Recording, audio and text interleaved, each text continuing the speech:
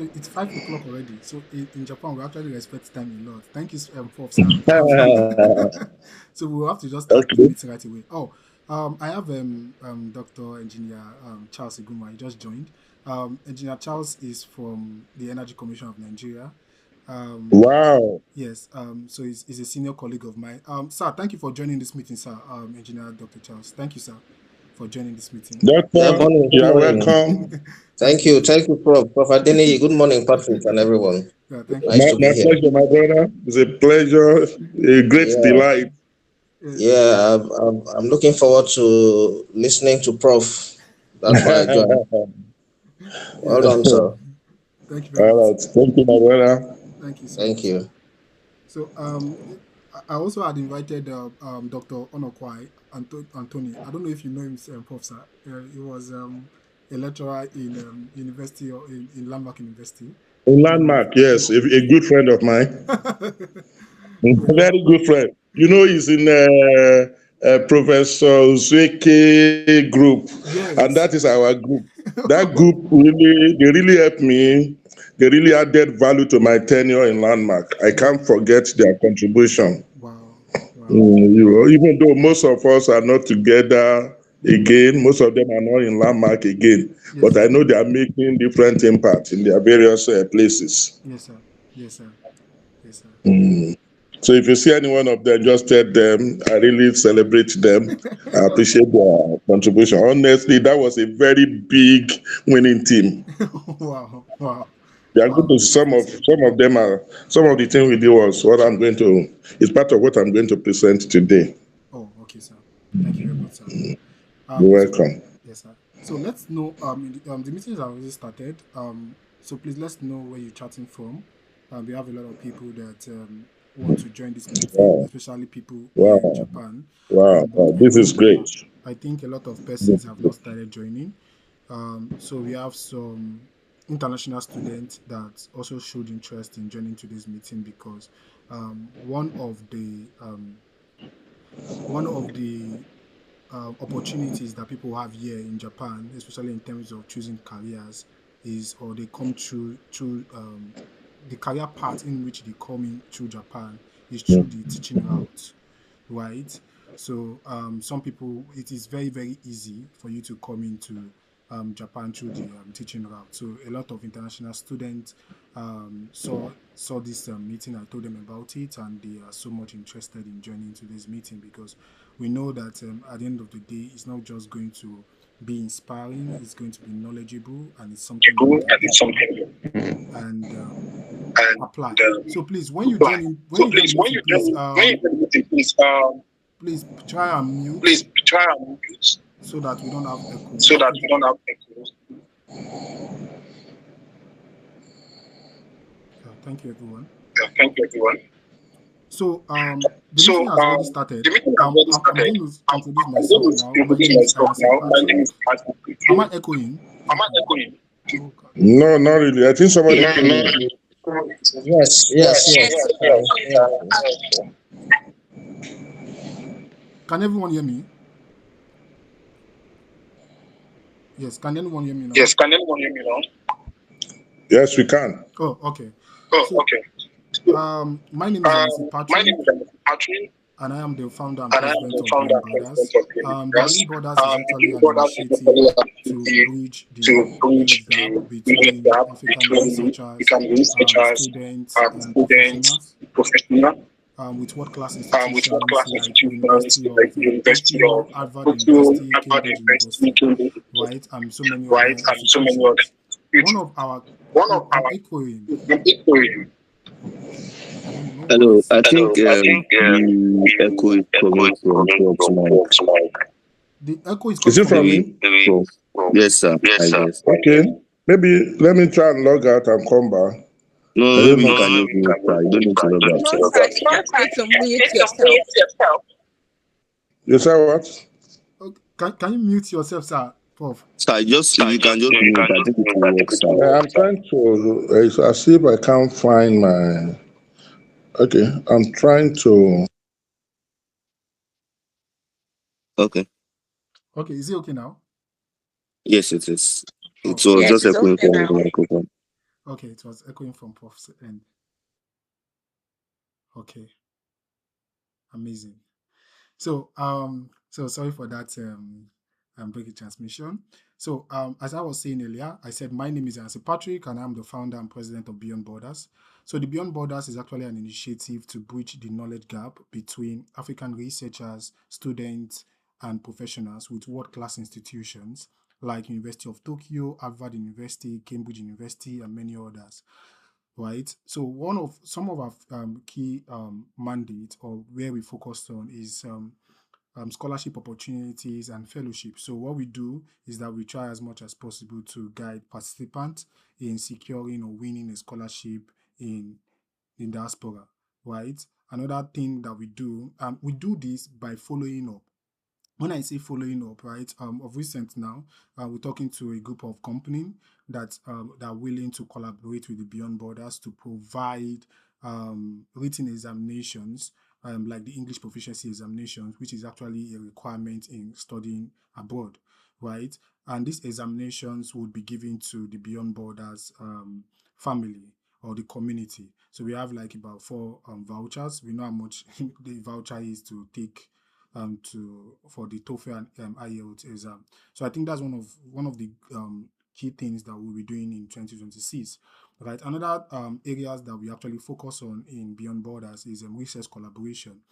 And in 2 minute 2 meetings ago, right, we had like Professor Shinfuku Nomura and the director of the National Center of Energy Efficiency and Conservation spoke to us about the importance of research collaborations, and we're actually working on that at the moment. The professor in at Yemen University is willing to like take students for internship um, to come and do like research. So that's another area we actually focus on in Beyond Borders. That is research collaboration. Another area is training and capacity building, right? So we know that a lot of students or professionals actually need some basic skills for them to perform better, like in terms of like maybe using Excel, using PowerPoint presentations, and maybe using of um, engineering tools like Equest and so many other engineering tools. So you can see it's actually broad. And lastly, what we also do here is to also inspire and motivate people. That's why we have the other section of Beyond Borders, which is called career development, and that's why we have Prof. Adeniyi Olayanju here, and it's actually our privilege for him to be at these sections. It's we don't get to have somebody of his caliber to come speak at this event. And one of the things that a lot of people don't understand is that the Beyond Borders is actually free. You just come in here, get the knowledge, and after you get the knowledge, then you apply the knowledge that you have gotten. Right? I know, I know how much it's going to cost for we to have reputable speakers to come speak at this platform, but they are just willing to contribute their quota in order for we to have a very robust economy. Right? So thank you so much for joining, and we are going to move straight to the section. And before we move ahead or go further, right, I would like to introduce some of I would say mentors that I have that have mentored me thus far in my journey as a researcher, a student, and all, right, as they come in, right. So I have one of my senior colleague and boss in the person of engineer Dr. Charles Iguma Asira. He's a senior colleague of mine at the Energy Commission of Nigeria. Engineer Charles, would you like to say something to our guest speaker, Professor Adeniyi, before we start the section fully? Yeah, thank you very much, Patrick. This is a very good initiative. Beyond Borders, it's something you started not too long ago, and we can already see the impact and the progress that you're making. For me, when you invited me, I was planning to attend a different meeting, but I said no. This is something I just have to participate in, and that's one of the reasons why I decided to show up. So for the students who have taken the time to join, I just want to encourage them to take all the valuable lessons they can take from this. And to Prof, today, this is a weekend on a Saturday morning like this. I believe Prof has a lot of things that he can spend his time on, but he decided to show up here. So let's pay attention and pick all the valuable lessons we can from this session. So once again, thank you very much, Patrick. I'm listening attentively. Thank you. Thank you very much, sir, for honoring this invitation and coming to participate in this landmark event, right? Before I read Prof citation, right, I would like to share one experience, a personal experience with everyone. So the person of my HOD does join, sir. It's very, very important. I actually introduce my HOD here. In person of Dr. Shita Manasseh. Doctor, sir. Yes, good morning, Patrick. Yes, sir. Dr. Shita Manasseh is the head of research in the Energy Commission of Nigeria, and is my HOD. Thank you, sir, for honoring this invitation and joining, sir. Thank you. Yes, sir. So, Prof, sir, maybe as the meeting continues, Dr. Shita would also like to share some of the things we do in the commission, right? And in terms of our core values and our mandate as a commission, and if there's possible ways that we can actually collaborate as well, because the essence of the Beyond Borders is to find a collaborative research between organizations and world-class institutions. And I would like to say something, right? I think it was last month, I wrote on my status and I said that I was going to host a vice chancellor for the Beyond Borders, right? And I don't know one way, I don't know any vice chancellor, because I wanted a platform that somebody who is in the academic space, because a lot of people also want to be in that space, right? And somebody that can come to share his own experience of how he attained that particular height, because Prof has actually attained the peak of his career. And after the vice chancellor, I'm not sure there's any other position that one can attain, right, in the academic world, right? So Prof have actually done so well by attaining that. So we want to learn from him. I want to ask questions of how he was able to do that, so that the next generations who are also aspiring to become vice chancellors one day can pick one or two things or one lessons, and that's which they can run with. So thank you very much, sir, for um, having us having to come to this platform to share some of these valuable insights. So please Thank you. yeah, thank you very much, sir. So please permit me to read Prof citation. I have it here.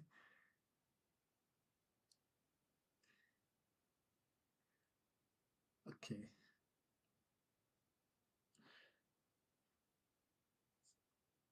Thank you everyone for joining. Okay. Yes. So I'm going to be reading Prof citation. Please do well to listen. Just a background of who is Professor Adeniyi Olayanju, right?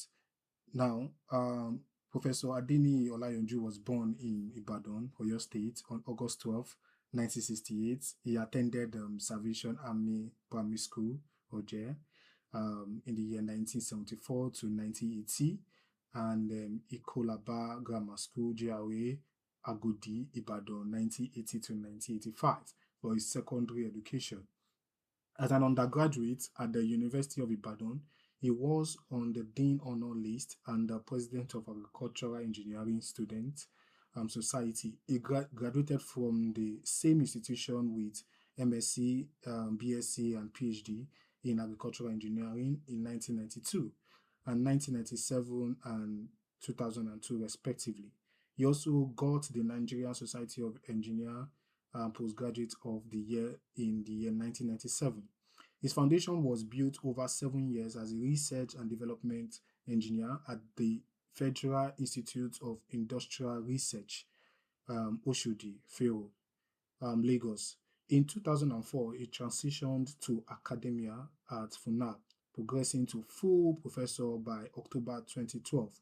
A significant milestone was his delivery of FUNAB. Now, Professor Olayanju journey has included impactful leadership roles such as Vice Chancellor of Landmark University, Kwara State, in the year 2017 to 2021, and the Pioneer Vice Chancellor of Philomath University, Abuja, 2021 to 2022. He was a former Dean of Student Affairs, FUNAB, a Pioneer Dean of Engineering, and also he had part of his training at the Central Institute of Agricultural Engineering. And also, Professor Olayanju key role is to empower small-scale agricultural and food processing by innovating affordable and efficient equipment for crucial processes, right? Professor Olayanju is a fervent champion of the United Nations Sustainable Development goals as a research person to FUNAB on this global objective. He actively works on integrating them into national strategies and actions. A key initiative he leads is the Times Higher Education Impact Ranking for Sustainable Development Goals Awareness. This program has successfully guided several Nigerian institutions to achieve notable ranking performance. His engagement in these areas has led to numerous invitation as a keynote speaker or guest speaker at SDG relatable events. Engineer Professor Adeniyi Olayanju is a dedicated academic and professional engineer, passionate about leveraging innovations to achieve the 2030 Sustainable Development Goals and transform our agricultural landscape. I want us to give a reaction, a round of applause as we welcome one and only and a vibrant speaker, Professor Adeniyi Olayanju. Thank you, Prof. Sir, for being here. To God alone be all the glory. Permit me to remove my traditional cap so that I do academics. Thank you, Mr. Patrick. You may kindly help me share the screen. Thank you, sir. So as we do that, I want to especially say arigato to everyone all over the world. Good morning, good afternoon, good evening, good day, whatever the time is, wherever you are. It's indeed a great pleasure for me to be here. I want to appreciate Patrick for inviting me. I've not reached the peak of my career because the day somebody, a well-respected man said, the day you start learning, that's the day you start dying. So I'm just here to guide us. I've seen some of my colleagues, even senior colleagues on this platform. So I'm also here to learn and to unlearn, and of course, to relearn. We can't have it all. So I may still want to be, I've been Vice Chancellor of private university. So I still have eyes on some federal university in Nigeria, or maybe Commissioner of Education or Minister, or maybe outside the international representative and all of that. So we are just starting. I'm still a young man. I'm still below 60. I'm 57 this year. Wow. So we still have many lands to cover. So we have not reached this peak. So I thank you for that. Is it going? Because it's a big one. The screen. Yes, it's a big one. Yes. Are you seeing the screen, sir? No. Have you downloaded it before? Yes, I'm sharing it now. I don't know if you're okay, because it's not here yet. Because it should appear on your own. Yes, it's appearing on mine. So while we are still waiting, let me just say this is a career development session, and I want to appreciate the organizer of Beyond Borders Yes, I think the screen is coming on. Okay. Yes. So you can now put it in a presentation mode Okay. so that they can. Good. I think we are good to go. We are good to go. Let me quickly screenshot. I like screenshotting. Okay, good. So the Beyond Border session, I look at your objective. And as you can see from that first slide, it says empowering minds, creating global opportunities. Those are two things that we need. If you empower your mind, then it will lead to global opportunity. The title of my presentation is Building an Academic Career in Nigeria, Insight and Inspiration for the Next Generation. So I just have two assignments here. Mine is to incite you, not to incite you as to go on protests, but to incite you to embrace academic and also to inspire based on our little experience. And so I want to thank Beyond Border for this unique, next slide. It is indeed with great joy that I'm privileged to be at this career development platform for a task of making presentation on the subject matter of building an academic career, insights and inspiration for the next generation. Permit me, therefore, to specially salute the organizer of this program, Patrick Ayasi, and his team for considering me worthy of this noble assignment. I bring you a leave no one behind greetings from the United Nations Sustainable Development Goals. As a matter of fact, that's what I'm doing now. So I'm also looking at that at the international level and at national level. It doesn't have to be vice chancellorship all the time. We want to fly out of academics. Let's see what SDG is trying to do. For the past 6 years, thereabouts, that's what I've been engaging it with, as we are going to see in this program. There is an office in the presidency. It is called Office of the Senior Special Advisor to the President on Sustainable Development Goals. So I also bring you greetings from them, SDG Nigeria. Next slide. This is the presentation framework. And very quickly, because I know we don't have more than 30 minutes, is that? Yes, They sir. are about to be. So I will try and manage the time. So the framework is such that we will quickly look at lecture objective. Then I'll give a brief biodata of myself. Then building an academic career, what is it all about? Then I will try to link that, our research, to the Sustainable Development Goals. If time permits, we are going to quickly look at short video on landmark SDG exploit, 2-3 minutes. Otherwise, the link is there, is on social media, especially on Facebook. I've also put the link there to save our time. Then we look at insight and inspiration for the next generation. Then we will try if there is any need to conclude. Otherwise, we leave it open-ended so that when next we have opportunity, we just pick it from there.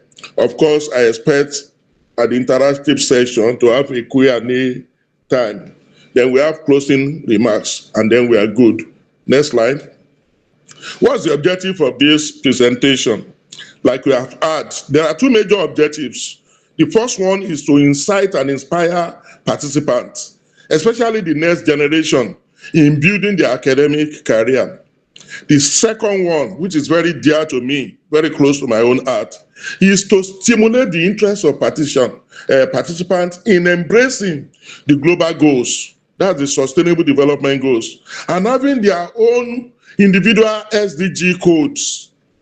Anywhere I go, I tell people in Canada, US, whatever, wherever I have opportunity to make presentation, I say until you have your code in SDG, then you are not yet there. So I make sure before we leave today, Patrick will have his own code.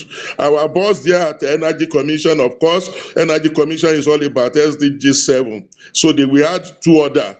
So my own code is 972.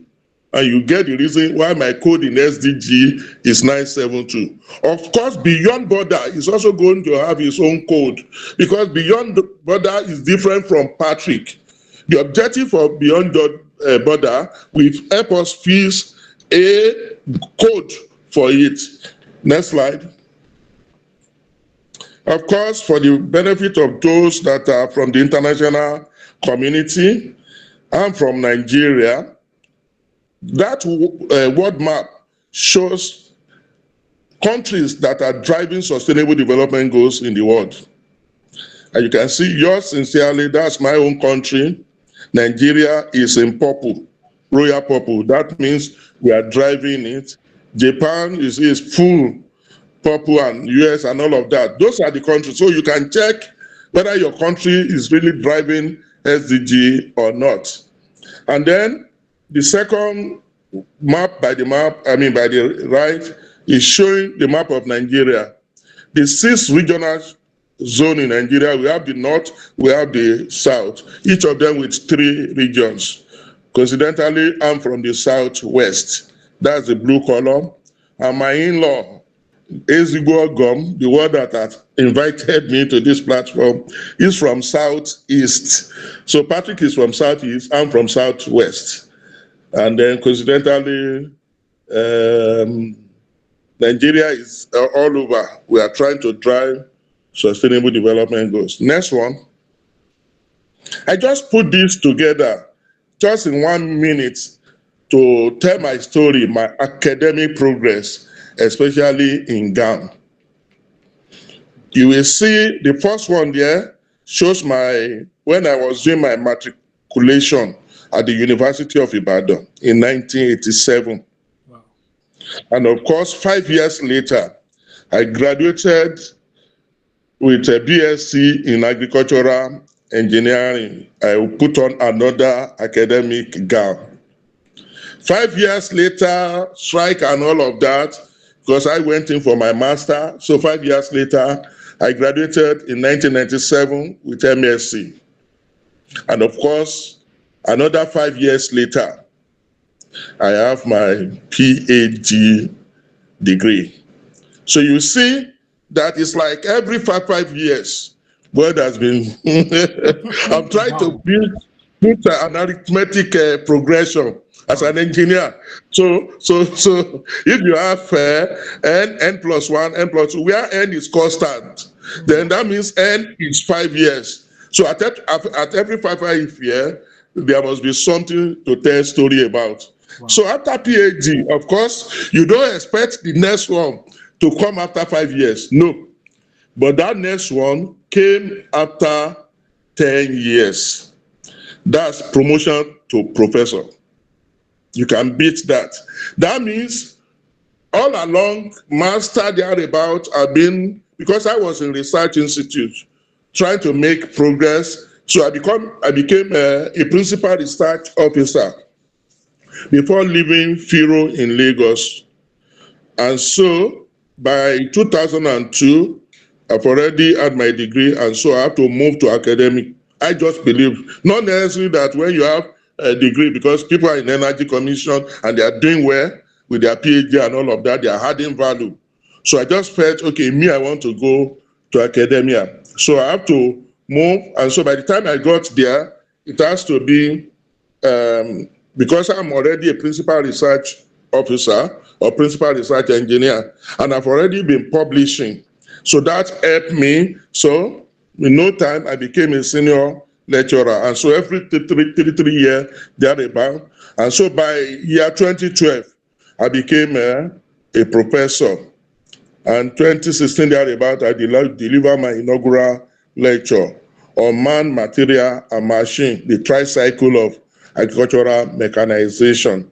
So being a professor, 2012, so the 5 years thing, I want to start again. And so 2012, by another 5 years, God has done it again, and one has become Vice Chancellor of our amazing landmark university. That was just a privilege, and to God alone be all the glory for that. And so, but landmark university, whether you do well or you don't do well or whatever, is just a 4-year tenure, both landmark and covenant, 1 year single tenure. But I have 1 more year from my leave of absence. So I have to use it to go and pioneer Philomath University in Abuja. But you know, being a pioneering job, you won't be talking of thinking of gown. You won't be thinking of academic gown. What you are going to be thinking of is the resource verification, how to construct road, put structures, facility together. But by 2022, we now add our academic gown. So I put it on.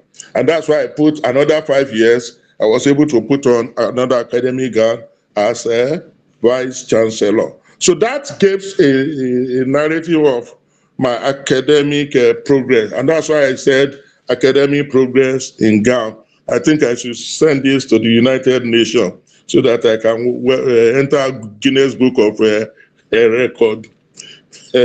Next slide. So if you need more details about me, then you can look at my brief profile on sports.com. That is sports.nigeria.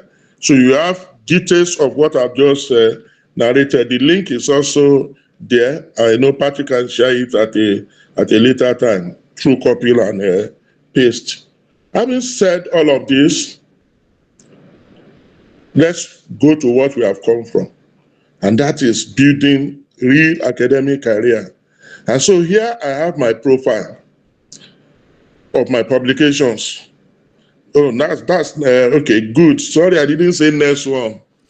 Don't mind me. I have my laptop here, so I'm moving with the laptop, forgetting you have to do next before they can see it. So this is the profile, my profile. And I'm sharing this so that people can learn from it right from the onset. You see, with this, it shows my publication in Scopus and Google Scholar, but that is not what this is all about. There is what is called ORCID. It's like an ID. For example, if you have ID card, your ID card will carry a number. For example, mine in FUNAB, maybe SP, this. So once you get that, my staff, so SP means senior personnel.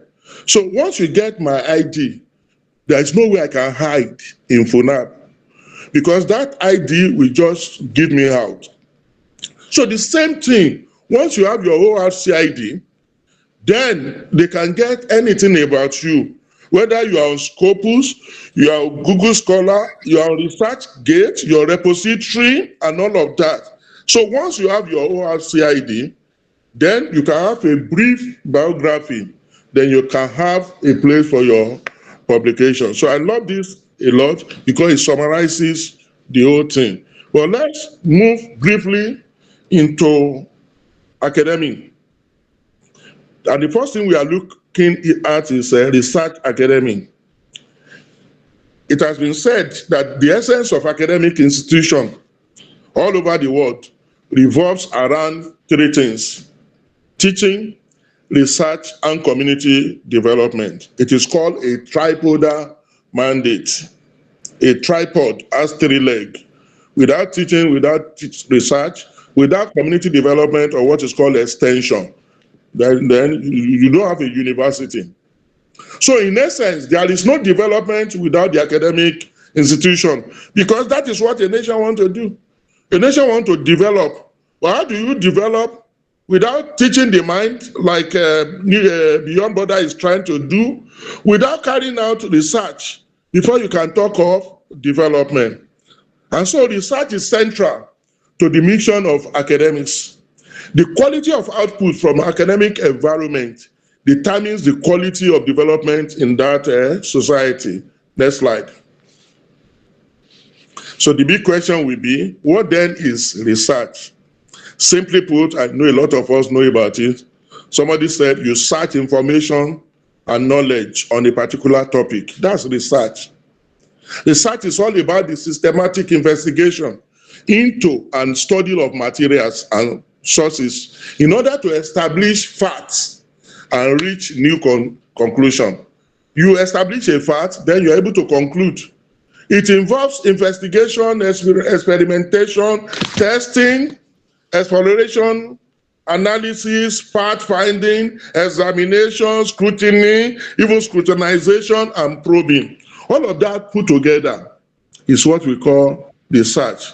In other words, it involves discipline inquiry, solution to problem, then or you start from the quest for new knowledge, that is starting from the ground, the bottom. You have a quest for new knowledge about something. Then you go ahead and have an objective. You have an impartial and logical analysis. Then there are observations you will make or empirical evidence. Then you provide solution to that problem. And once you have that, it becomes a discipline inquiry. And that is all that we do in research. Next one. And so because of our time, after you have carried out research, whether you are in academic research institute or what have you, the next thing that will tell us you are a good researcher is your research publication.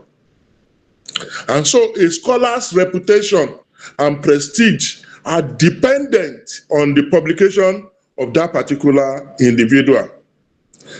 And moreover, faculty publication is often used as an index of institution prestige and ranking.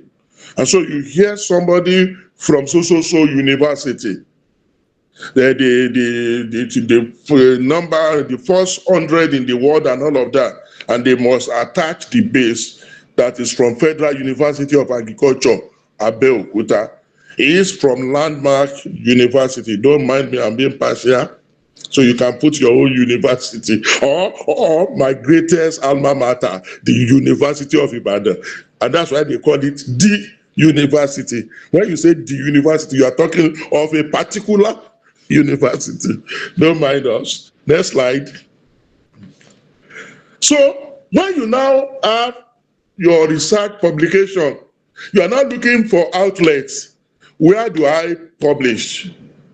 And the essence of doing that is to attract what is called citation and feasibility. What then is citation? It's a reference to a published or unpublished work that is used in research. So citation will give you feasibility, and feasibility thereafter will also give you citation. And there are databases where you can have your publication. You say, okay, how many publications do you have in Scopus? How many do you have in Google Scholar? Even as a starter, do you have any in ResearchGate? Then you have in academia.edu, even Web of Science and all of that. Are you even on LinkedIn? Do you do anything on Twitter? And then maybe the common one, Facebook. These are platforms that give you feasibility. Next one, sir. And this is how it starts. When Patrick was going to communicate with me, he may not have known much about me. But by the time he sent a mail to me, and I respond to his mail, then he can know everything about me. Why? Because on my email page, I already have a branded email signature. And so it's not just enough for us as we are growing in academy to just want to write mail to somebody and at the end you just put Adeniyi Olayanju. You're not giving any information about you. But look at this now. This is my signature. It is permanent except I want to edit one or two things there. Engineer Professor Adeniyi Olayanju. That shows that I'm an engineer. And I'm a professor of sustainable agricultural mechanization. He cannot be asking me again because you already see them in my signature. Okay, I've been by privilege of service, by divine calculus. I've been a pioneer vice chancellor of Philomath University, Abuja. Like this one, I'm supposed to edit it because I put immediate past vice chancellor. I'm no longer immediate past because somebody has come in after me. I mean, somebody came in after me, and she's no longer the VC today. So C is the immediate past VC. So I will headed this to former Vice Chancellor Landmark University. Of course, my degree, BSc, MSc, PhD from where? Not from Japan, is from Ibadan. I'm a fellow of Nigeria Institution of Engineer, Agricultural Engineer, fellow Institute of Management Consultant, member Nigeria Society of Engineer, member Nigeria Institute of Food Science. Not because I want to be proud, I want to brag. No, I'm giving information in case somebody is in NIFT. And it is because I'm an engineer, I may not be a member of NIFT, but by the time you see member Nigeria Institution of Food Science and Technology, then you can relate with me. Maybe they have something that they are doing. By the way, nowadays, I don't call myself any name anyhow. I don't even call myself a former vice chancellor, this or that. No, I just call myself an Acaprenuer. I just formed that word, Acaprenuer. If you have an entrepreneur, and when it's tending towards agriculture, it becomes agropreneurship. And when it tends towards technology, it becomes technopreneur. And if it is economic in nature, go and Google it, you will see ecopreneur. So why can't I call myself Acaprenuer? Because that is what I'm doing now. 2 days ago, I was in Canada, University of Toronto, talking about global eating hunger. So by the time you are doing all of that, it means I have cast a niche for myself. I'm now into academic preneurship. So I can call it Acaprenuer. And before you know it, by the time you use it, somebody use it, before you know it, we will find it and we move it into the dictionary. So that even in academic, we can be preneurship about whatever we do. So you see this now has given a lot of things about myself. My department is there. So you can't be asking me, where are you based? Which department are you? Which college are you? My number is there. And then I have alternative email. And my research interest and advocate of 17 United Nations Sustainable, all the 17. And then higher education development and food security. Down below, and I have my web links, such that if you click my ORCID account, that link, it will take you to where you will know everything about me. My Scopus, my research gate, my Google Scholar, even my repository, the one I have in Landmark and FUNAB, Mendeley, Web of Science, Ublom, LinkedIn. So once is the one you have interest in you. So what I'm saying is that the way you package yourself matters a lot. And so with this now, if a grant awarding body relate with you through an email and you respond through this special email signature, they can know a lot about you and they will be ready to give you that particular grant because they have known more than enough. You are not hiding. It was my former vice chancellor, the one that handed over to me. May her soul rest in perfect peace. There was an interview for the physicship. And they asked and they said, all these things that you are saying you can do, how do we know that you can do it? And I said, Ma, in this time, day and time, and I said, I believe Landmark is 24/7 on internet. Why not Google Adeniyi Olayanju? And they typed my name. And the woman just said, wow! You know the late Obayana, Patrick? Yes. And she was like, you are just too visible. You know, you in an interview to become and somebody is already, whether you like it or not, it's already biased. Saying you are just too visible means you are loaded. You have more than enough. Some people type their name, they won't come up. So it's not a kind of a pride. No, let people be able to track you. And that doesn't mean you have billions in your account. No, that's academic for you. It's all about the passion. So you start small to grow big. Start from somewhere. You can start from this signature. Patrick, next slide. So, in case you are wondering, I've been saying ORCID. He is called Open Researcher and Contributor ID. You are there in the open, you are a researcher, and you are contributing. So they must give you an ID. That my ID is in that is the one in yellow, and that is my page. And so with this, you are good to go. You are good to go. I told you, even on my page now, the ORC ID also gave you opportunity to put your other web links. So without going to any other page again, you can get across to my Scopus, my Google, my ResearchGate, and all of that. But in case you are not on ORC ID, there is no problem. Rome wasn't built in a day. Move on to the next slide. And then you can start with ResearchGate. ResearchGate will now give you opportunity to have your publication. And as at today, to the glory of God, I have 171 publications. And then about 130,000 people have read my work. And about 2.6 thousand have gone to cite me in their own work. So what am I trying to say?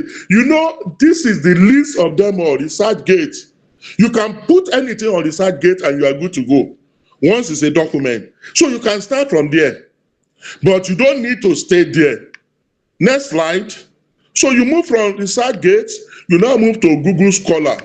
I'm going to do a little bit of analysis towards the end of this fall, and you will see why you need to move from one to another. Look at Google Scholar. And if you look at it from 2016 up to date, look at that graph. It's like the path of the righteous that is shining bright and brighter. You see, there is no citation, no, because you don't have control over who cites your work. It's what you put out there. So I can say for the past 10 years, consistently to the glory of God, that graph has been on the increase.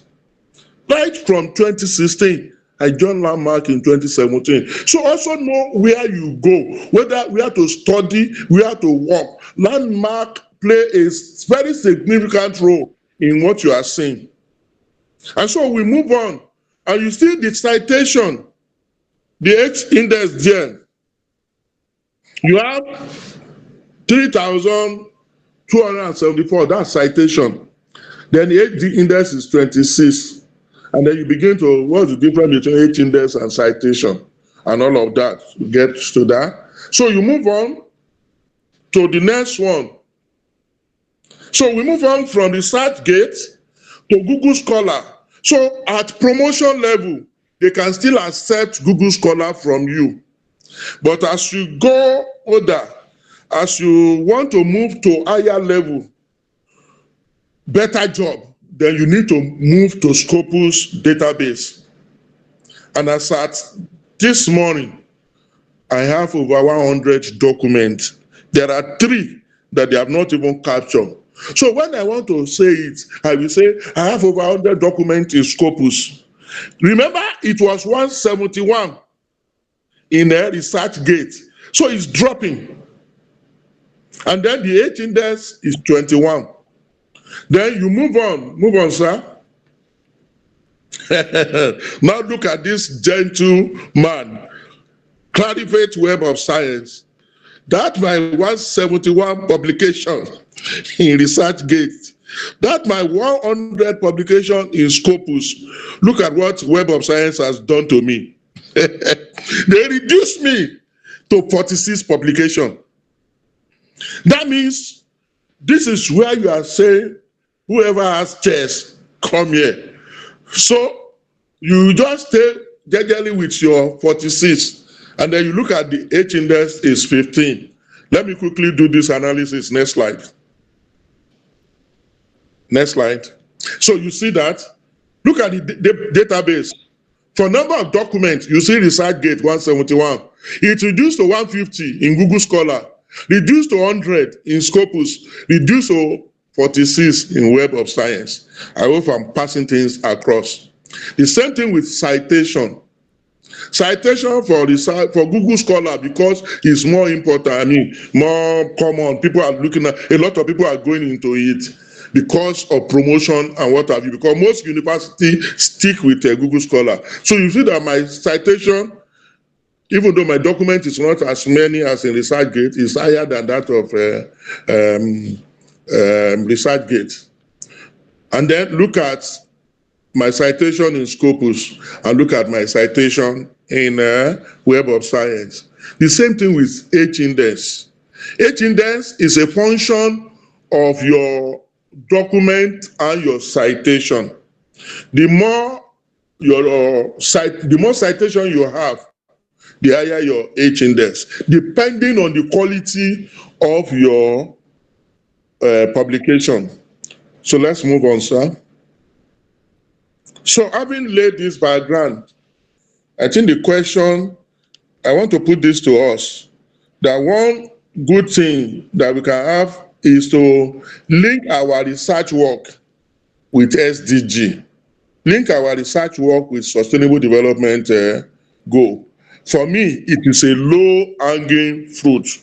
For whoever is going to academia, SDG is a 15-year agenda, 2015 to 2030. So we still have 5-6 years to drive it, and you never can tell. They can still extend it. Remember the MDG, the Millennium Development Goals, and after 2000, they can't call it that. And it took them solid 15 years before they can get themselves together at the United Nations to come out with Sustainable Development Goals. And so universities all over the world are now into what is called impact ranking. And just for this year, now that will come out next year, it has changed from impact ranking to impact rating. So as from 2026, we'll be having impact rating. And I'm going to give a brief about that. But don't let us waste time on this. Next one, sir. And so the question is, we are talking of sustainable development goal. What is sustainable development instead? And simply put, it's all about this my generation meeting our own need without necessarily compromising ability of your own generation, talking about the youth now, to meet their own needs. That is what development is all about. You say, is this sustainable? How can it be sustainable when I've used all the resources? And I'm not standing for anybody. The present president in the country had a problem. Because if you have a resources and people have used it to get money, and then even the one that has not been explored, you now make use of it, even to get loan. That means you are taking the resources of whoever is coming after you for that particular thing. And then you see that it's going to affect. So the thinking is that when it comes to resource utilization, when it comes to sustainability, we are saying that you want to meet your need. Fine, nobody is arguing about that. But make sure, as much as you are meeting your need, you are leaving resources behind for us. As a father, as an institution, as a country, you don't just blow everything. And then the next generation will now be paying loan, arrears and all of that. No, now. So even as a leader, you are leaving an office. Make sure, and I learned that when I became the president of Agricultural Engineering Student Society in 1992. I became president, and the people that left before me, that handed over to me, they have collected annual due for that session, and they have used it. So I came on board, there was nothing for me to use. I had to be moving around all over the country, getting addresses and going to Lagos, deep free and all of that. Then I have money, and when I was leaving, I made sure I left something in the buffer, because I knew how serious that thing was. It wasn't easy for me. So that is what sustainable development is all about. And so for us to be able to understand it better, they now broke it into goals. And you now have all of this. Time will not permit us to go into the detail, but just to tell you that the 17 development goal, anybody that wants to become a leader, even as a VC that you mentioned, if I have all these 17, I can run any university conveniently. And that is one of the things God used to help us in Landmark, in Philomath. Because when I got to Philomath, I just started it up. And then from there, they got to know about it from Veritas University in Abuja. And I was invited as their consultant. Remember, I'm an Acaprenuer. So I was invited, and I took them.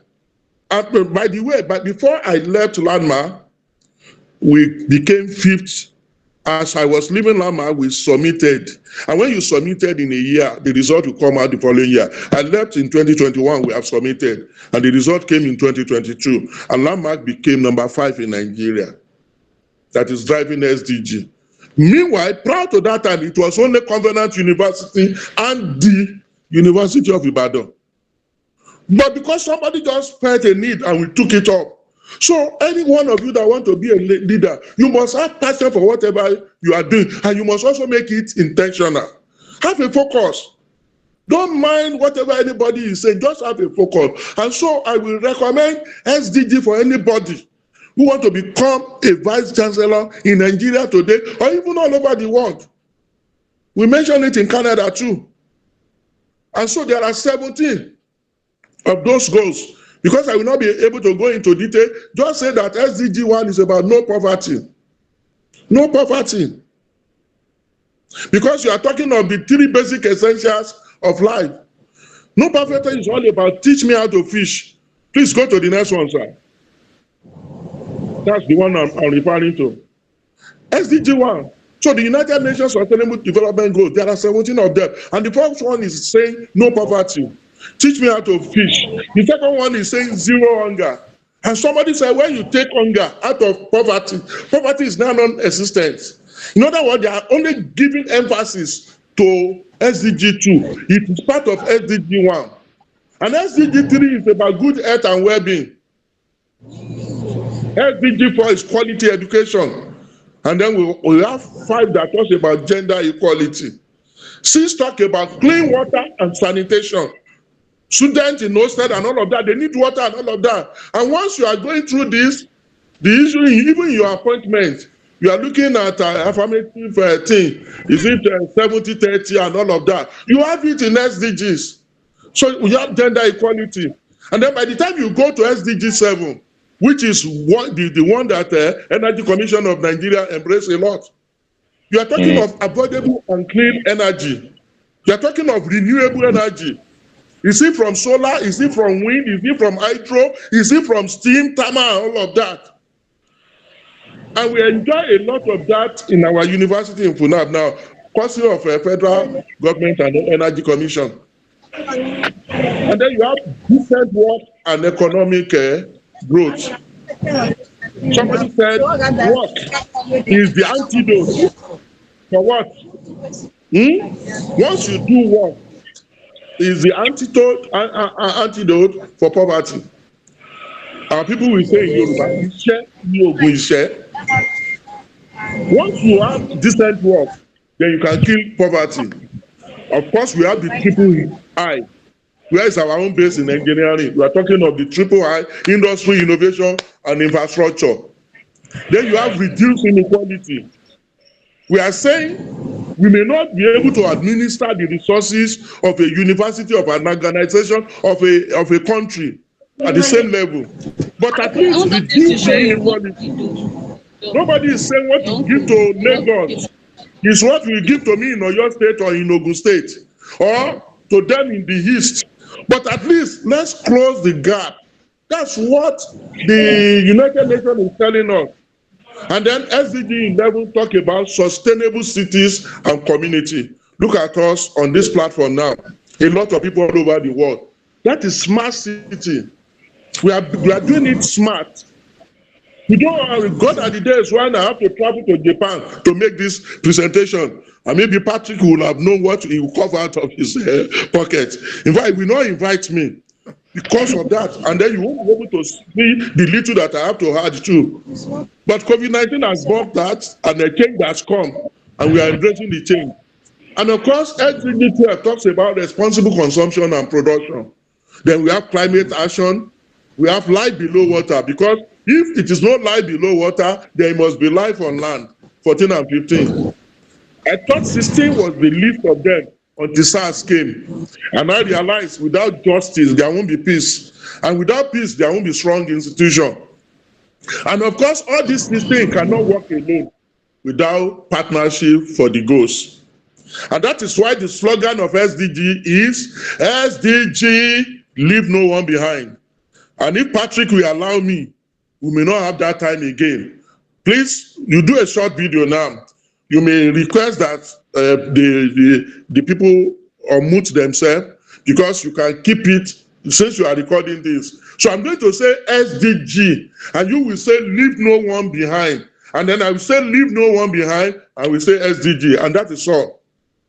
So, Patrick, can we quickly do that? Yes, sir, we can. So, yeah, thank you. Everybody, you can unmute. If you like, you can show your video. Why not? So, let's count 1, 2, 3. Then I go. 1, 2, 3. SDG. Leave no Leave one no one behind. behind. Good. Leave no one behind. SDG. That's it. That's it. That's it. That's why I'm here today. We want to leave no one behind. Whether it's a local man, a national man, an international man, the slogan of SDG is carry everybody along. Next slide, please. So this is where the video is. The link is there. So Patrick can copy it and paste it for you to watch, because I don't want to. My time is almost up. So we have it. It's just like 2-3 minutes. It's showing Landmark University Exhibition Center. By God's grace, we were able to put that while I was still their vice chancellor. And it's a 3-in-1 building, a 3-in-1 venue. We have all the 17 Sustainable Development Goals stand. We have all our projects. We divided them into 17. And we have we also have 17 stand where they were exhibited. That's one. Then we have what is called Photo Galleria. The vision, the mission, the core value, and whatever we believe, the chancellor's speech and all of that. Then we put them in big board, like 10 of them in a building, because it's a very tall building. Patrick, you remember one of those buildings that you used to have for your canteen in those days? Yes, sir. I just saw it. It was line value. And I said, why not work on this? And by passion, by innovation, we work on it. By the way, somebody said, when you create an activity, that is creativity. And you are said to be creative. But when you work, you improve on that creativity, it becomes an invention. And when you publish, and when you polish your invention, you mass produce it, it becomes an innovation. It is not innovation until it reaches the consumer's table. So a lot of things people are calling innovation, they are not innovation, they are more invention, because they are single, just one unit. But until you mass produce it and people are making use of it, that's when it becomes an innovation. I just felt I should digress to that. So you can copy that link and paste it on the platform for them to watch at a later time. Next. So this one I will just flip through because I've spoken about all the 17. Just look, that's SDG 1. Overcoming poverty is not a gesture of just charity. It is an art of. Then move on to next. That's me. That's my people in Landmark working on rice. All the seven equipment that you need to process rice to the consumer level. We make sure we fabricated them, from threshing to cleaning, to parboiling, to drying, to milling, to destoning, to grading, to packaging. You see, and we have our polished rice. And if you don't want white rice, we reduce the clearance and give you your brown rice. Then, during COVID-19, SDG 3, go on, sir. SDG 3, that's good health and well-being. You see us? We are faith-based university. So we pray, Father, for the sake of the elect, deliver mankind from the source of coronavirus. And then we did what we are supposed to do. We didn't leave it to God. We were building machine. We have had the cleaner and all of that. And then at the end, when COVID go, we went back to God. Father, thank you for the victory you have granted us over the scourge of coronavirus across the nation of the earth. That's it. So that's SDG 3 at its peak. Next one, SDG 4, quality education. It's all about lifelong learning. No time, no time. Next one, SDG 5. You see gender equality. Family ties, opportunity or obstacle for women in leadership. Because some people will say women should not go into leadership. Look at here. SDG 5 should take care of that. Even though SDG 5 is about gender equality, but women have turned it to women and youth affair. So who says gender is not is equal in some other places? So it's not about women alone. So SDG 6, talking about clean water and sanitation. Just to tell you that individual can go to any of these areas and you have your research. For each of these, we have about 5 or 6 topics that you can quickly work on. SDG 7, Energy Commission of Nigeria, we are coming for collaboration. Because what I'm doing now in FUNAB, I teach a course, AB 503. It's titled Power Generation and Supply. In other words, power generation, transmission, distribution, and consumption. And I make sure we build model. We built model in my office now. I'm in my office now. We built model, but I will not be able to. I may not be able to show you because of our time. We have a teaching aid for solar panel.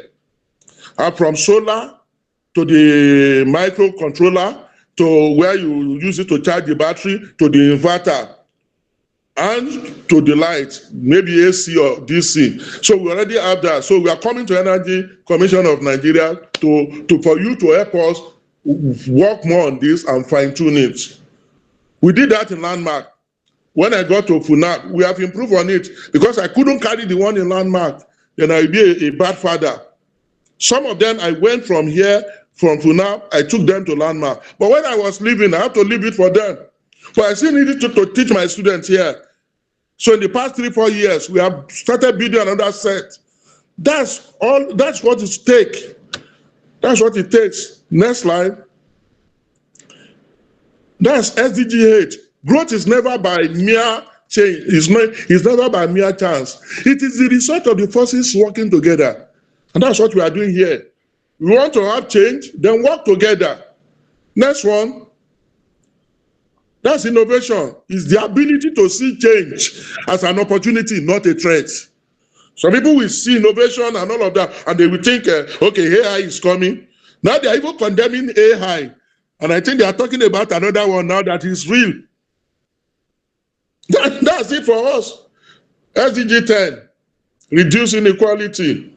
11, sustainable. You can, I think Patrick will be more nostalgia because this is junior in the university. Just put them together at the staff level and at the student level.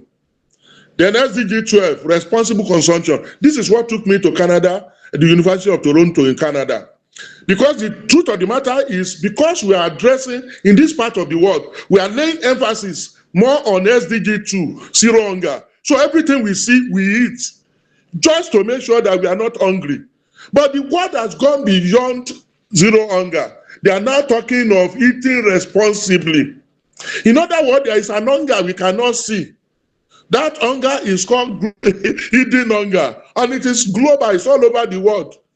And what are they? Lack of micronutrients. So it's not about eating carbohydrate and protein and all of that. No, there are still some that are micronutrients in nature. So that is what responsible consumption and promotion is taking care. I mean, it's talking about. Some people may want to have their PhD, master in this area. And then you talk about grant earlier. These are SDG will not fund, they will not fund anything or SDG related. Nowadays, people ask, even at undergraduate project level, they will ask you, which of the goal are you addressing? So when you are writing proposal, make sure you write the goal that you are addressing. And then SDG 13 talks about climate action. Youth are doing a lot in this area. You are talking of flood and all of that. So all these things you want to plant, you want to eat. If flood, carry everything away and come. So what are we saying? SDG 14 talks about life below water. Look at it. You have to conserve and sustainably use our ocean. Little wonder we are not talking of a blue economy. Ministry of Blue Economy. Because there are big resources inside the sea. Then you talk of life on land. Look at this.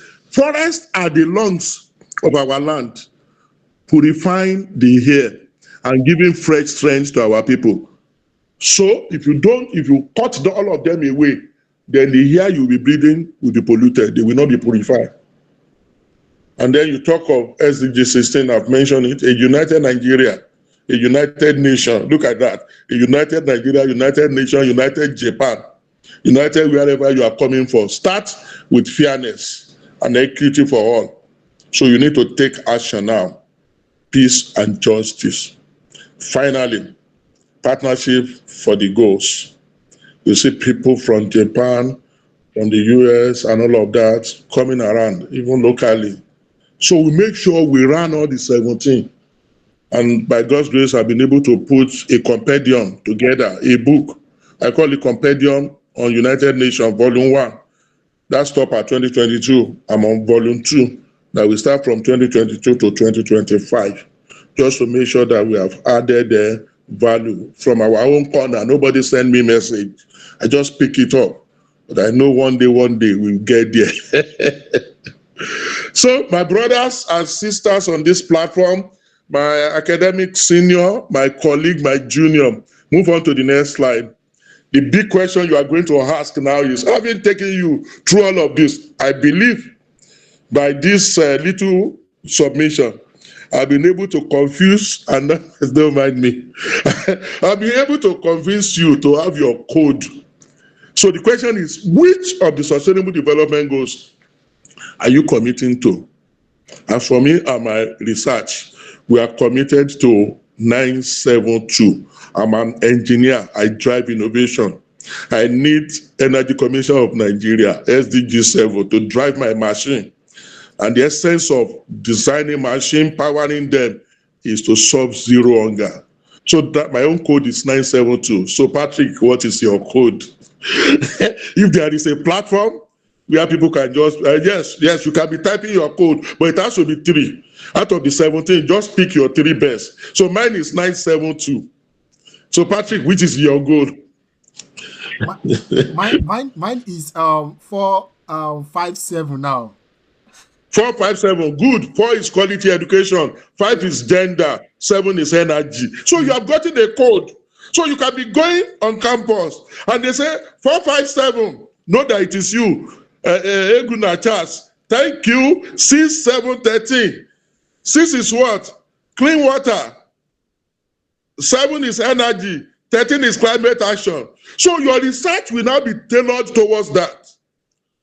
So you are not the drive will now become intentional. Yes, Ayobami 247. Hunger, equality, and energy. A lot of people want to go to Energy Commission. Because energy is very important to development. No matter what you do, if there is no energy, I used to tell people jokingly that you will receive power after the Holy Ghost has come upon you. So power is very, he said, don't go anywhere if you have not received power. So if there is no energy, don't venture out. So that does not mean everybody should go to energy. Some people have also mentioned that. So please, since you are recording this, you can have a compendium of people that comes to this platform, the SDG that they are driving. And then you can follow it up. We can even have another day to now purely talk about SDG alone. Then, in rounding up, by 2019, 2020, thereabout, most universities, like I told you, please can we see the slide that has the SDG? No, I won't give you. He wanted to see the slide that has SDG. Okay. Maybe Patrick just flipped backward for them to see. We just give them 1 minute, 1 or 2 minutes. So that means you want to look at the answer now. But it's good since this is just the first time we are having it. Just flip down. It has to, are you okay? You may not be able to, because of time. Surely because of time, we may not be able to flip back. But it's easy. Patrick will share, we will still take it further. So we are talking of, sorry, I was trying to go to that before. Sorry, I'm almost here before. Okay, maybe that one that you have. That one that Patrick asked. Oh no, go to that previous one. This one can help you. This one, instead of going to the back one. So I'm saying, which SDG are you committed to? SDG 1, they didn't put the answer. That's no poverty. SDG 2, no answer. It is zero hunger.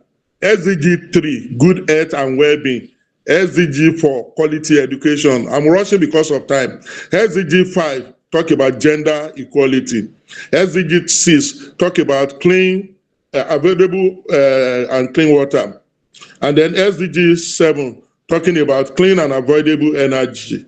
SDG 8, talk about decent work and economic growth. SDG 9 talks about the triple I, industry, innovation, and infrastructure. SDG 10 talks about reduced inequality. You can see that side is an inequality sign greater than or equal to.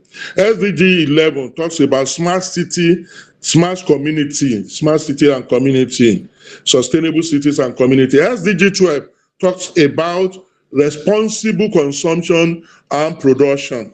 SDG 13 talks about climate action. And SDG 14 talks about life below water, talking about aquaculture and fishery.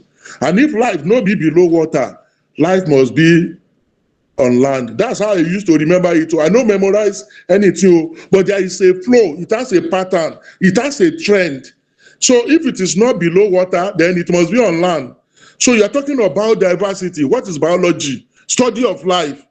So SDG 15 tends towards that. And SDG 16 talk about justice, peace, justice, and strong institution. Because if there is no peace on our campuses, if there is no peace in a nation, look at Israel, Palestinian, Gaza, and all of that, fighting. You see, it affects development.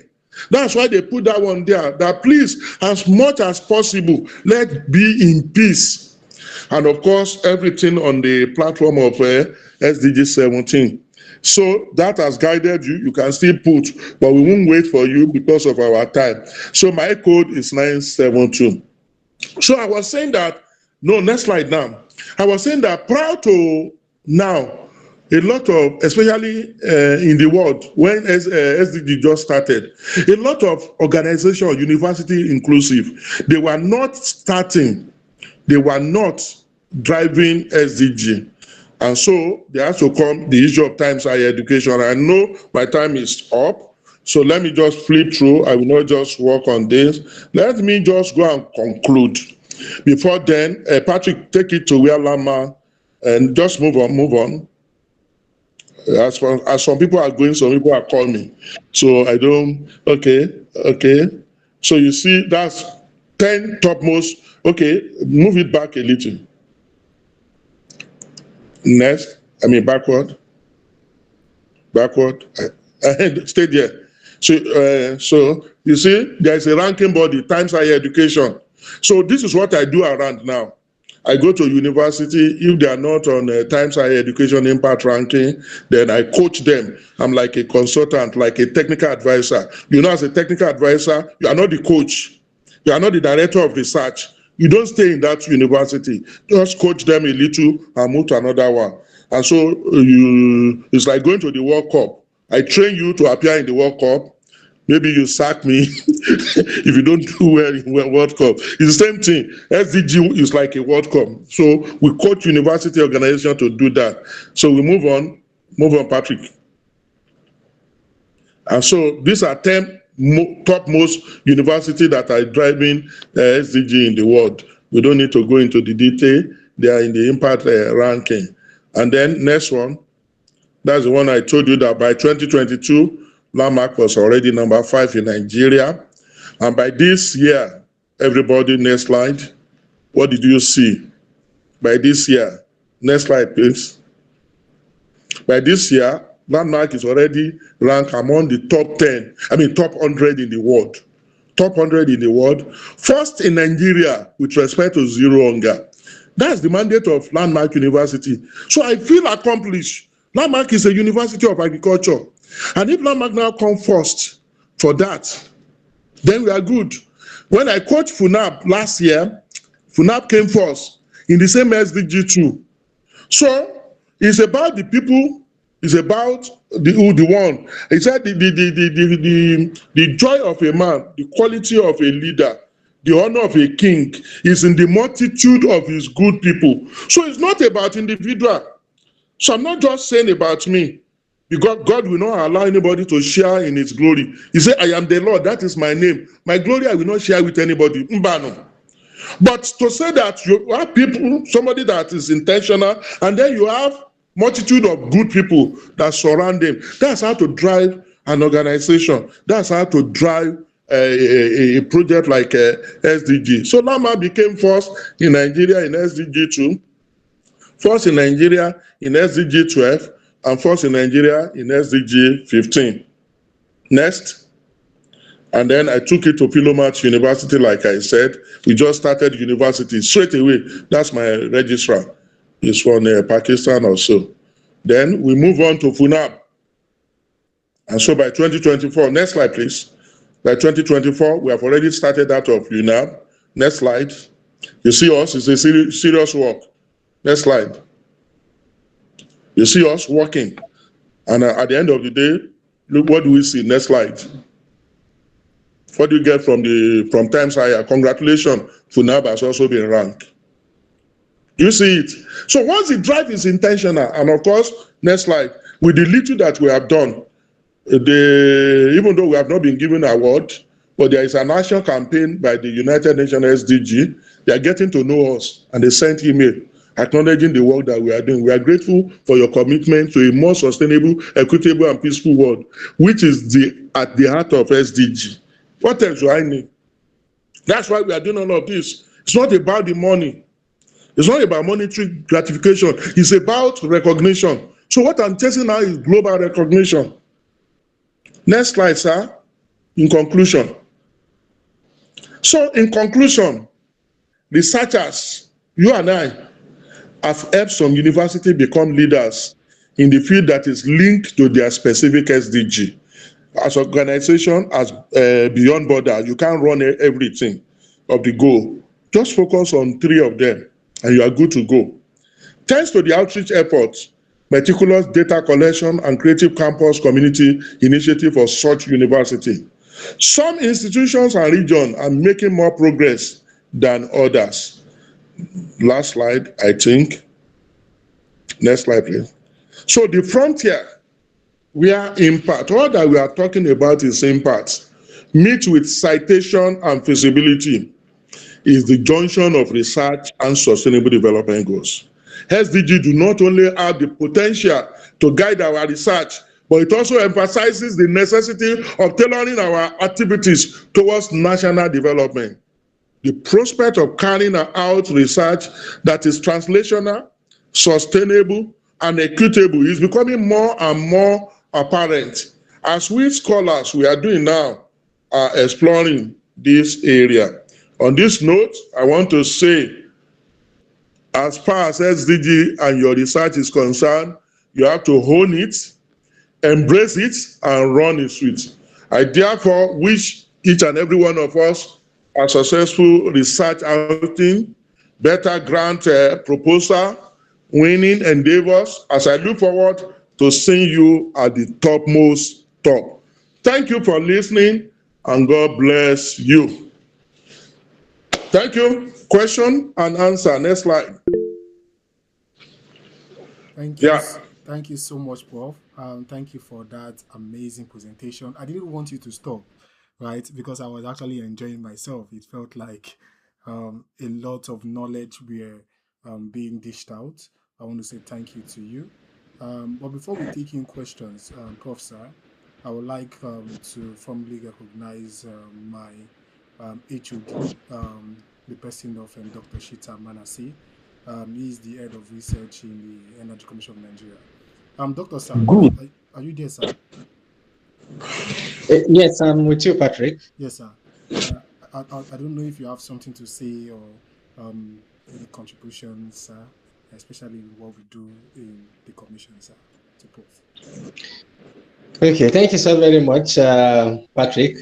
Prof, thank you so very much for the wonderful presentation. You have taken us on the right to understand in deep the sustainable development goals. I will say you hit, each goal, on the head, meaning you hit it rightly, and you were able to, pieces it, if I may put it that way, so that Thank you, sir. Thank you, we sir. have some of our colleagues that have joined. We have some of our interns that have interned with us and they have graduated. And, we took them through energy and, some of those things. But, the perspective that you gave was, a wonderful one and very interesting one.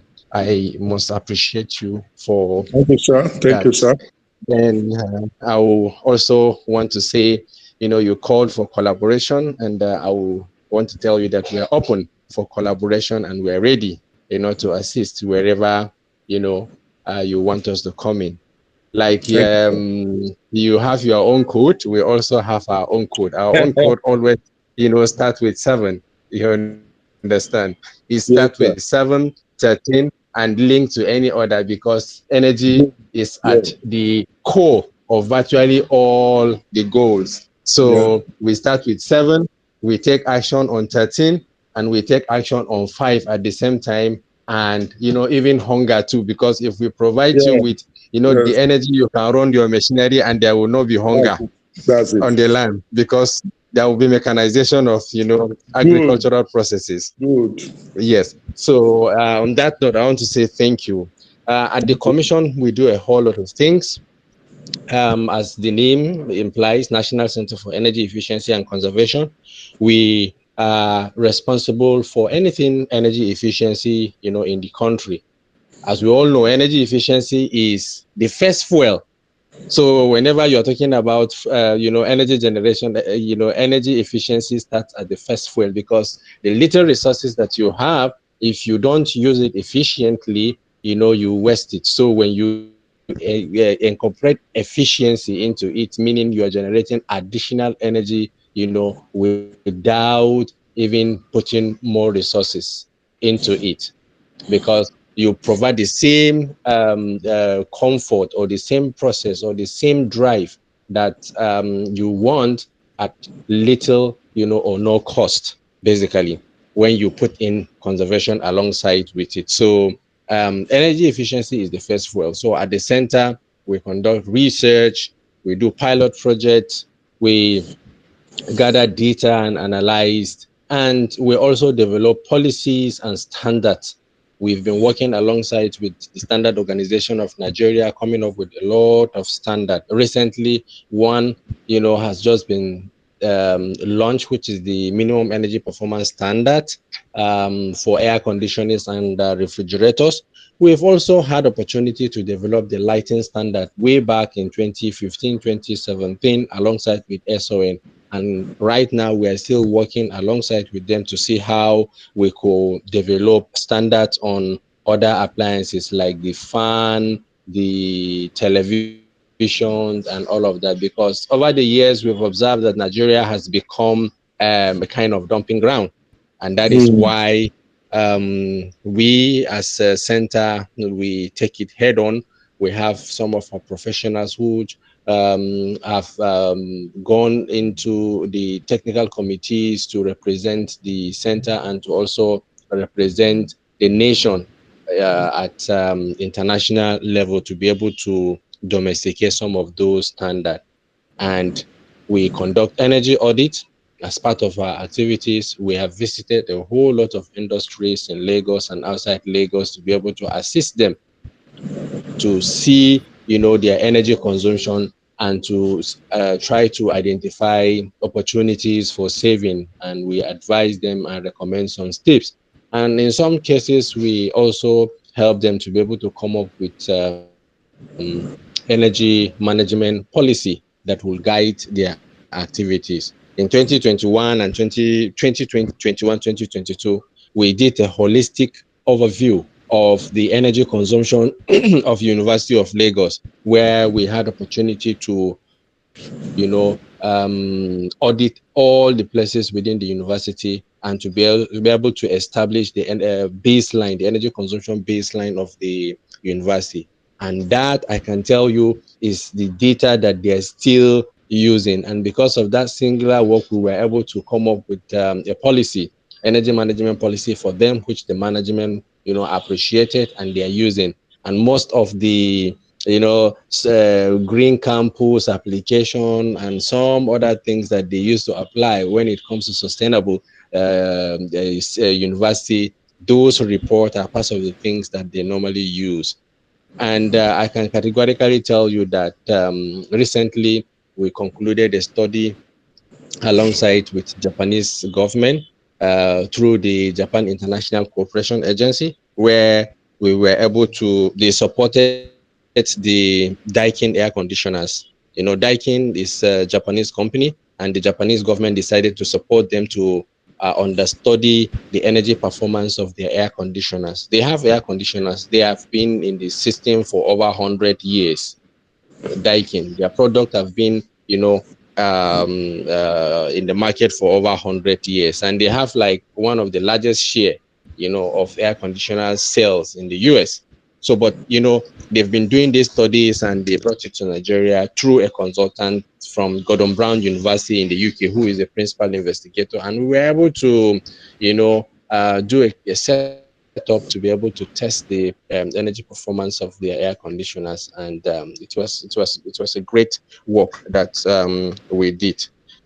So Great. by and large, I just here want to tell you that we are doing the bits we can in order to ensure that the SDG goals have been met, the LDG goals are being complied with, and recently also we've been drafted as a commission into the IEC committees for electric mobility. The issue of electric mobility, electric vehicle, one that you see in University of Lagos, the one that University of Lagos developed, and the one that Nigerian Automobile Design and Development Council donated to the university were all courtesy of the groundwork that the center did. And even the ones that were procured that is currently running the University of Lagos, their first point of contact was the National Center for Energy Efficiency and Conservation within the university, where we were able to advise them on certain things that they needed to do to be able to have like smooth running of the system. So, and at the center, we also have like interns where we normally guide them on different things, because we run 2 cohorts. We have the 3-month cohort and we also have the 6-month cohort. In the 6-month cohort, we get people from the engineering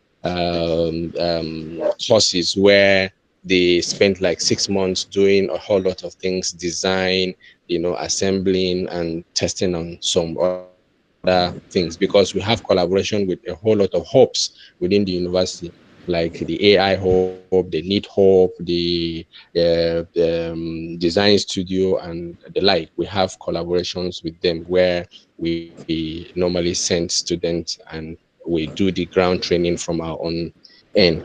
And the 3-month cohort are those ones that normally come from the sciences, since we are a center and we know hydrogen is the fuel is for the future.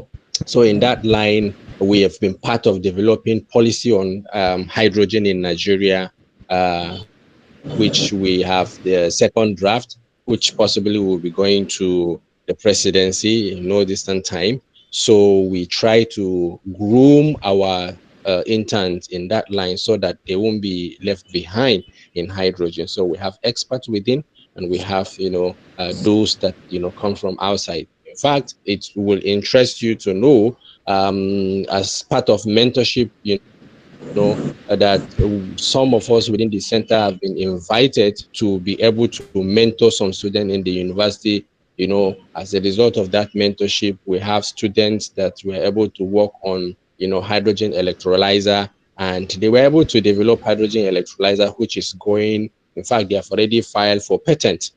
They have already filed for patent, and the Lovely. idea was to be able to come up with an electrolyzer that will be able to split water and be able to generate the hydrogen while at the same time generating oxygen for the purpose of use in the hospitals, which will, taking action on goal 7 and at the same time taking action, on, goal 5, which is sustainable health and things like that. So by and large, we have a lot that we're doing, and we are open and to collaborate and to see how we can make our country great, because Nigeria is a great country with great resources and great Absolutely.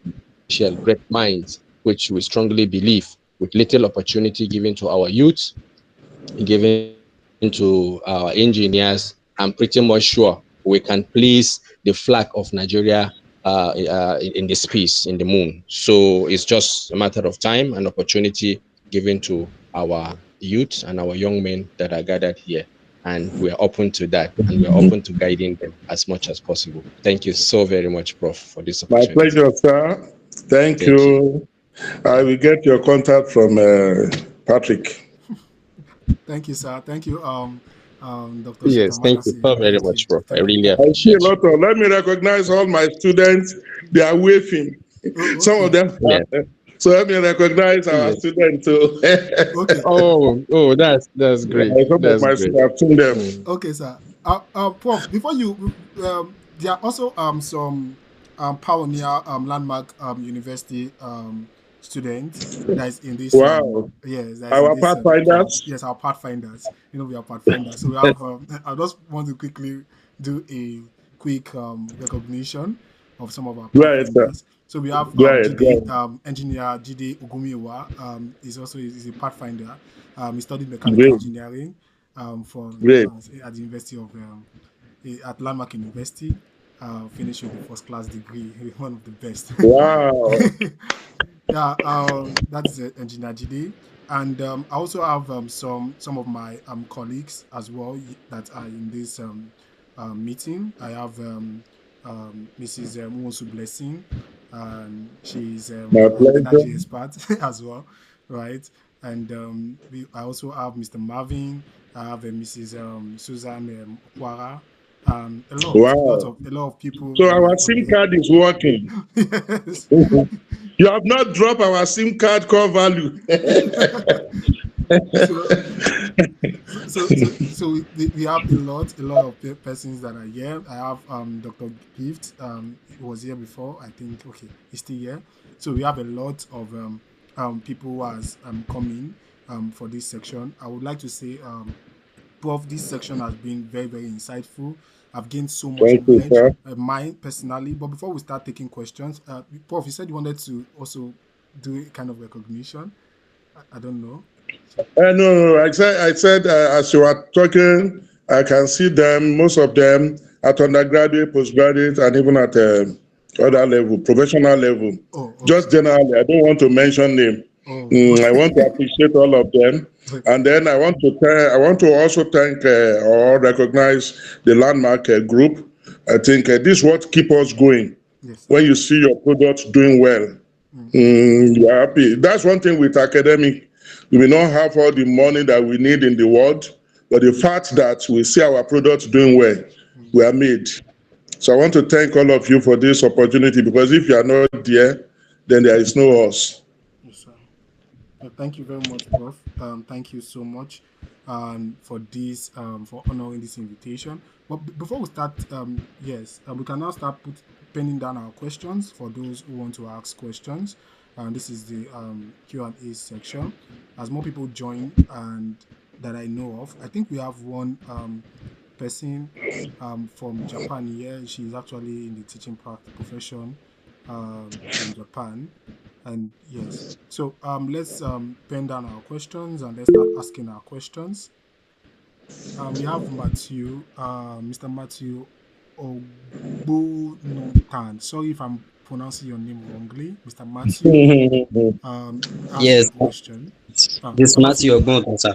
Oh, okay. Mr. Matthew, the floor is yours. You can ask your question, please. Yeah. Thank you very much for the privilege, and I appreciate Prof for this opportunity, sir. My pleasure. Yeah, yeah.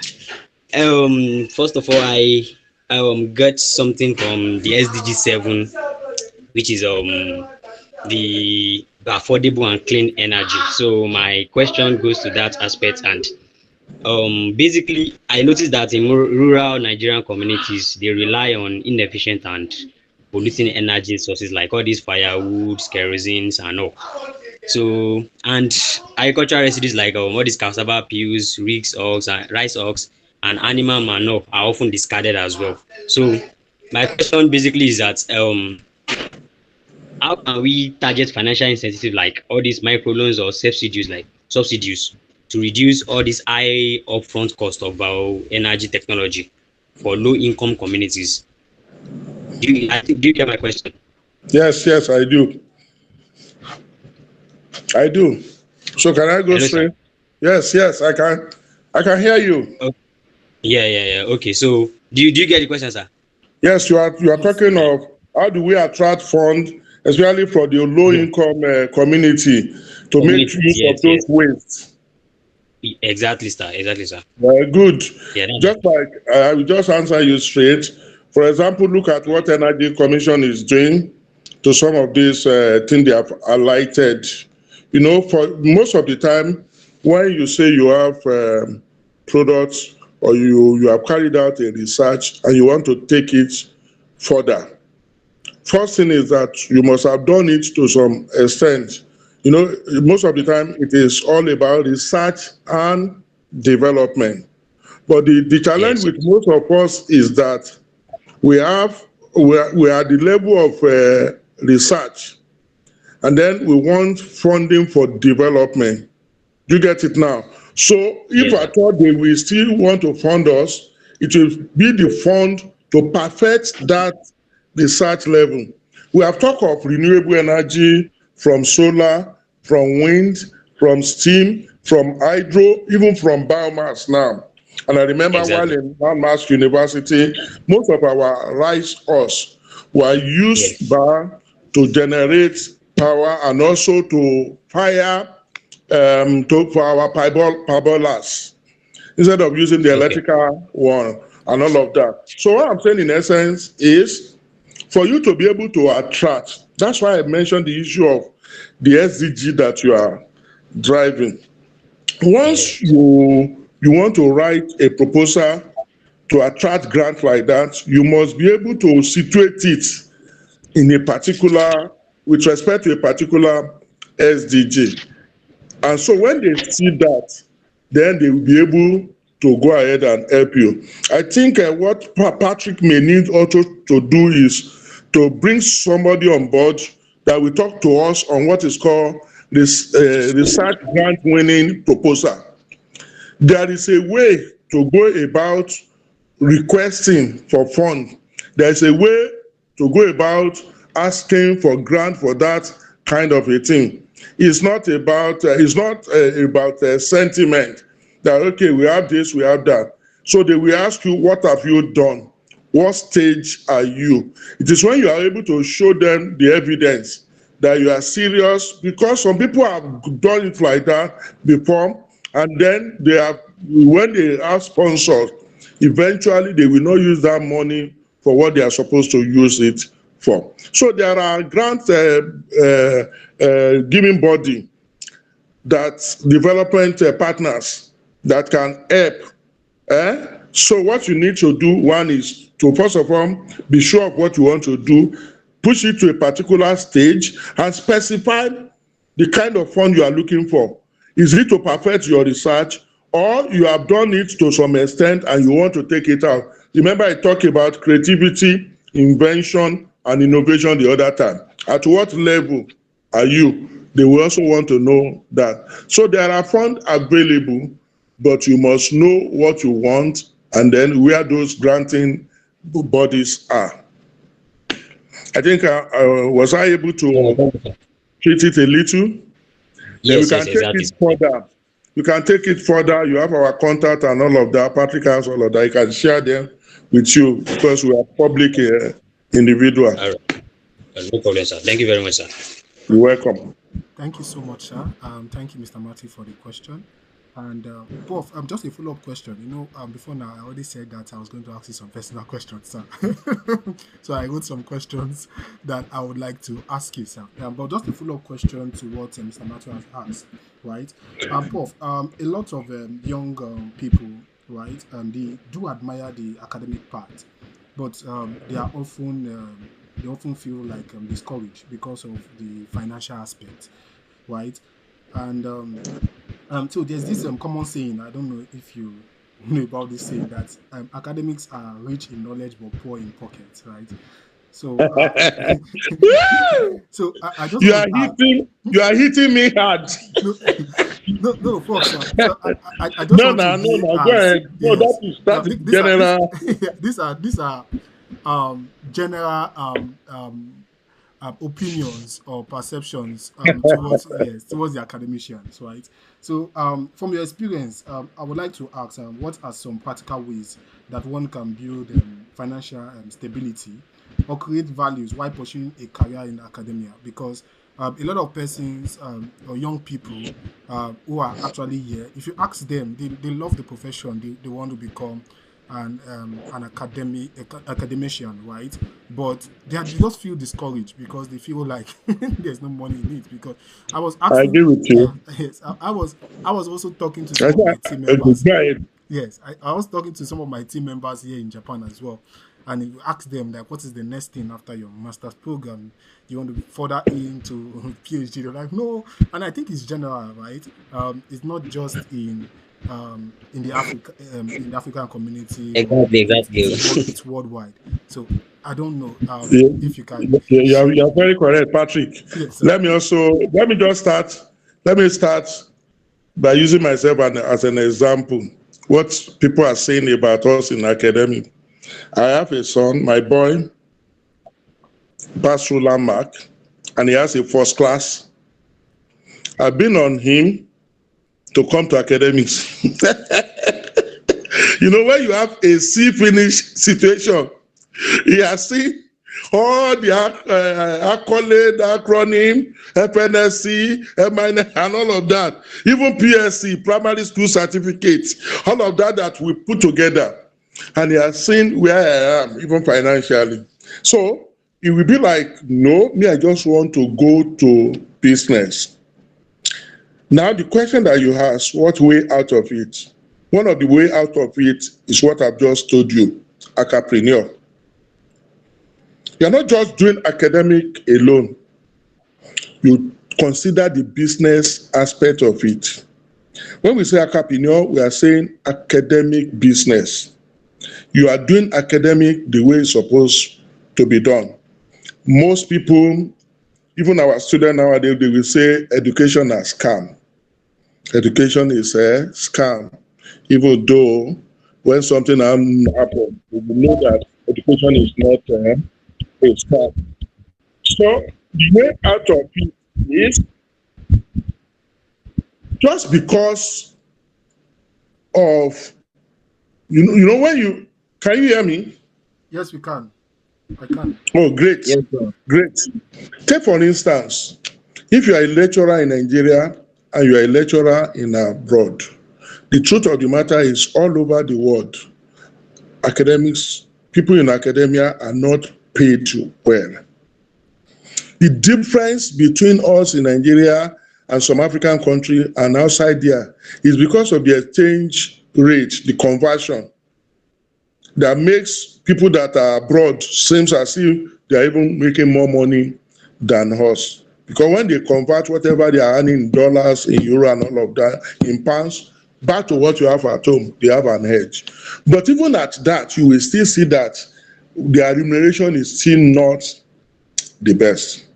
So the truth of the matter is, as we are practicing academics, we focus more on the one that will develop our skill. not just about things that will be theoretical in nature. But come to think of it, there are some of us that are doing very well in academics just because they got it right from the onset. Some people, they don't know anything outside academic. In other words, outside teaching and research. But some people that at your age, at the age of young people on this platform now, they started without a right grant and all of that. And they've started obtaining grants 20, 15 years back. Those ones are doing well in academic. But the one that just come and then before you know it, go for master, before you know it. So they have not really tasted outside there. And then even if you don't taste outside, they don't deal with skill. You know, nowadays everything centers around entrepreneurship. If you are in academic, do it in a business like. I've told you one or two places that I've been invited, and one of them, those SDG thing, I just pick up the initiative, and then before I go there, by the time you say somebody is a consultant, no matter what, you are going to pay him now. That will be outside his normal salary and all of that. So what I'm saying in essence is that if you want to do it and you want to get it right in academic, go the way of Acaprenuer. Go the way of mixing your academic with academic business related. Nobody is saying you should leave your class and focus on business outside there. But let it be something that is related. And then the issue of grant is there. The issue of consultation is there. You know, nowadays, even as engineers, we are used to our conventional way of doing the things. But you know, there is now an aspect of engineering that is called sustainable engineering. Those ones are not just dealing with the physical structure and all those things that we have on ground. That if you don't do that, you won't be able to have remuneration. Some are going into environmental, impact assessment and all of that. Things that naturally before we leave them to those in other areas. So what the summary of the whole thing is that while you are in academics, make sure you also brush yourself up and make sure you do it the business way. But for those that are saying maybe after master, they may not want to come, I still want to employ them. Look at the way I have gone now. If you don't have, there are places you want to go, whether you apply there, you want to do business there, they want to know where you are coming from. They want to know what you have been doing and all of that. So make sure that even as you are doing it in academic and you are progressing, make sure you are doing things that people can see as value adding.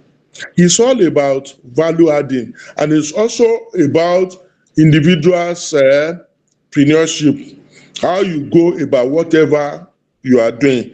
This same academia that we are saying people are not making it, a lot of people are making it too.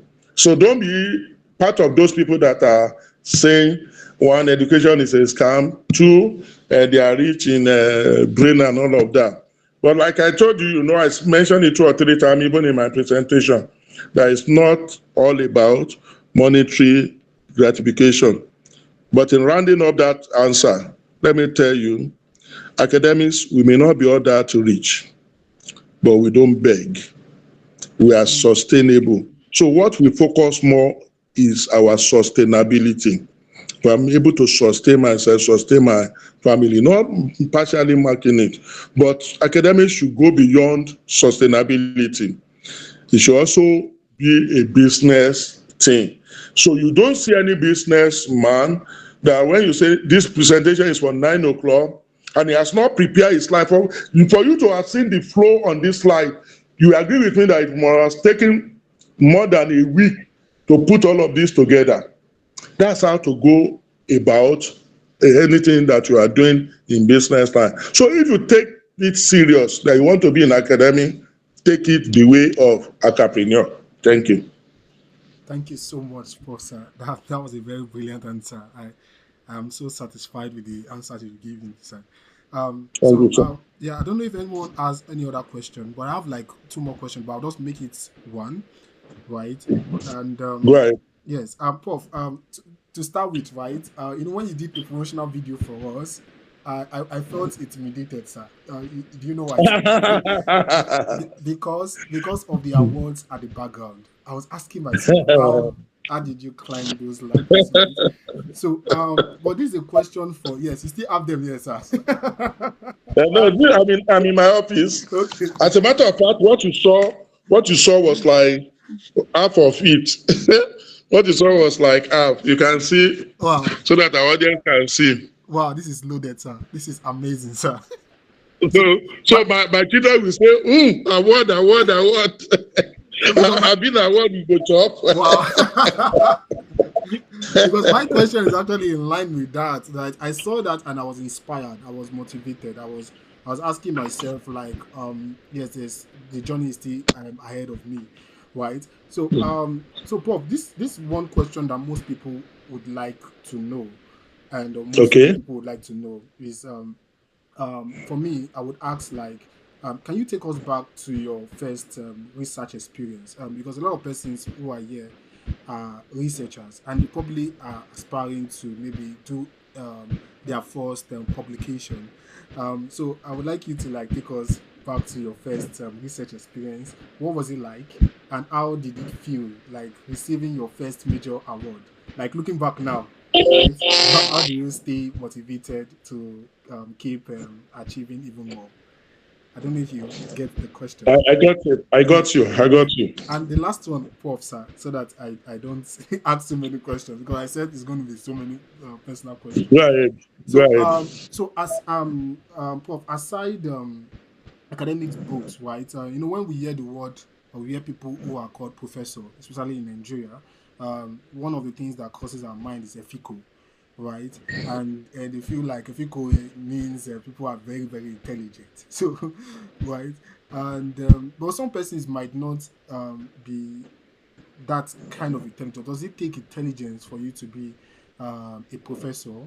And could you recommend like 3 books to us, not necessarily academic ones, that have inspired you personally or shaped your outlook on life and leadership? If you can recommend 3 books for us, I think that would go a long way.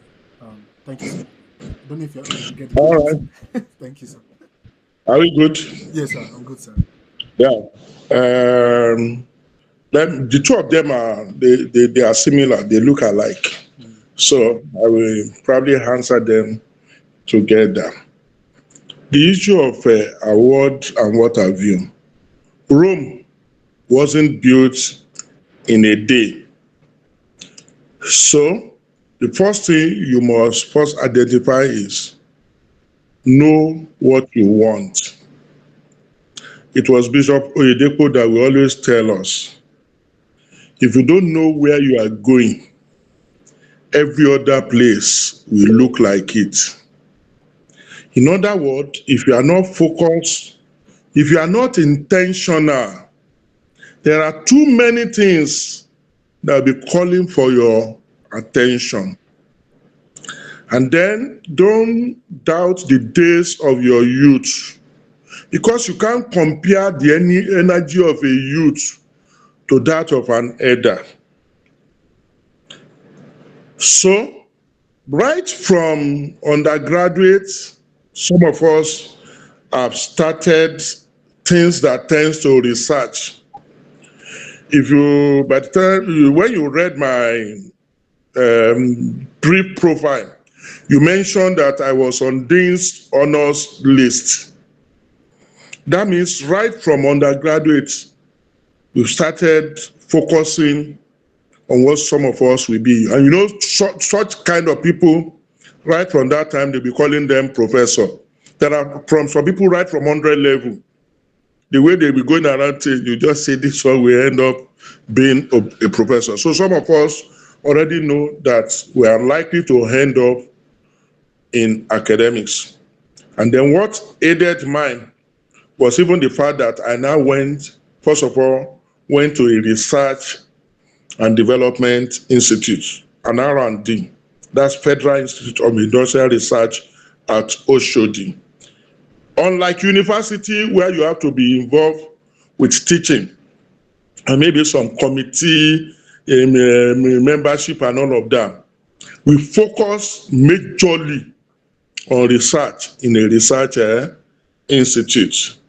And so we started our work. And my first major work, was on a seed that is called Benny seed. Some other people call it sesame seed, Sesamum indicum. Very tiny seed, even smaller than the popular mustard seed that was mentioned in the Bible. It was an oil seed. And so I started working on it. And then let me also say this, and that's where I got that statement of you start small to grow big. As I entered Firo, there was one machine that is big and was big and condemned somewhere. They wanted me to start and go and be modifying that. And so those that love me said, no. Tell them you will first of all do a small one. You can now simulate and see how that one works. And that was the saving grace. And so by the time I work on that small one, at the end of that year, my first award came. And what is that first award? The best Firo staff of the year for that research institute. That was like a kind of encouraging me. And then, of course, I ended up doing my PhD work on that. And then, if you read my profile, I was also into a little bit of politics. That's Agricultural Engineering Student Society. I was their PRO. From PRO, I became their president at final year. So, putting all of this together, I'm going somewhere that, you know, when you say a little here, a little there, a researcher is thoroughly furnished. It's not a day job. Rome wasn't built in a day. We work on it and you focus on it. And eventually, this set of awards that you are looking here, some of them are 10 years old, 15 years old, even 20 years old. I can show you even one award here that is very dear to my heart. Was the one that was given to me in 1992 as the president of Agricultural Engineering Students, so a plaque that was given to me. And then from there, we move on even to global award and all of that. So that talks about the issue of the award thing. You just have to be intentional, you have to be focused, and you have to be consistent. Once you have those two, that will help. Then the other one with the issue of, is it those that are intelligent that become professor? I will say it's a yes or no thing. Because if I say no, then you don't just wake up and become a professor. It's a persistent work.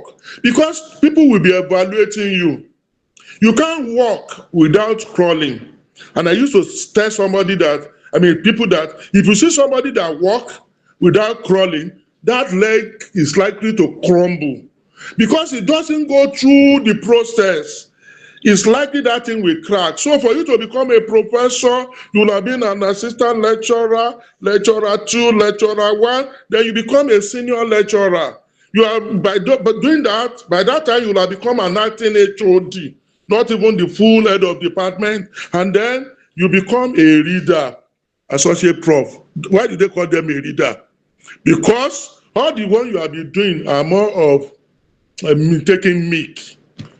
But it's time for you to leave that and now move up. So you need to read a little bit because the number of publications will have increased for you to move from senior lecturer to reader and from reader to professor.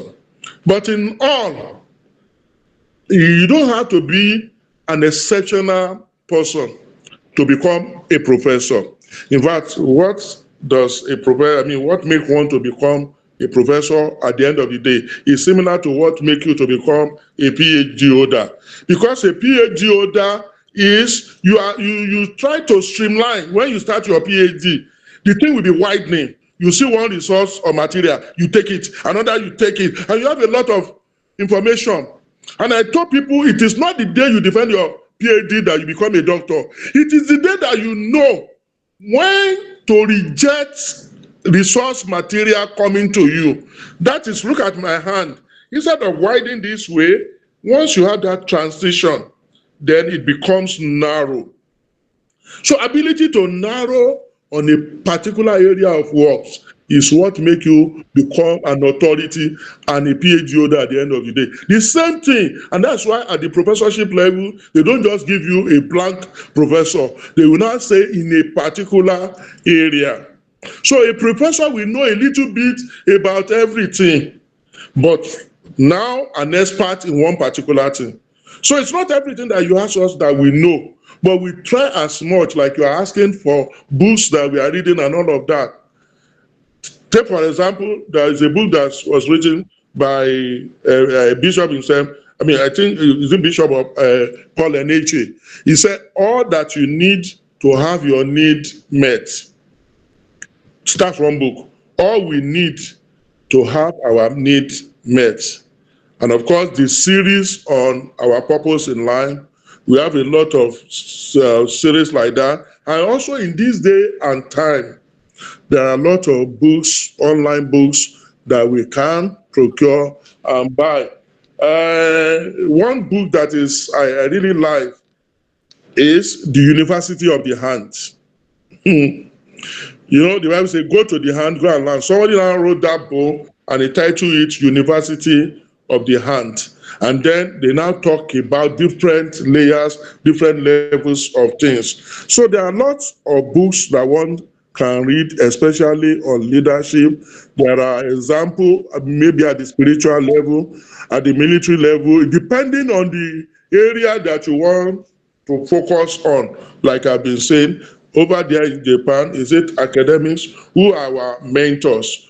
What are their books? And then most of us nowadays, we tend to read different journals, articles, so as to be able to cite recent and work that are related to whatever we do. So, in summary, the truth of the matter is you don't have to be a brilliant person to become a professor, but you must be somebody that is focused and tenacious. Somebody define tenacity as ability to hold on to what you believe. You are not tossed around with every wind. You remain focused. That's why most of the time we spend our time on some of these things. So there are, I think I will send some of them to you on the platform. I'm trying to look at, there are different ones. One on, as a leader, especially at the level of being VC and all of that, we are managing resources. And managing of resources does not just limited to woman. You have the human and the non-human. So most of the books that we have around that we read are based on that line.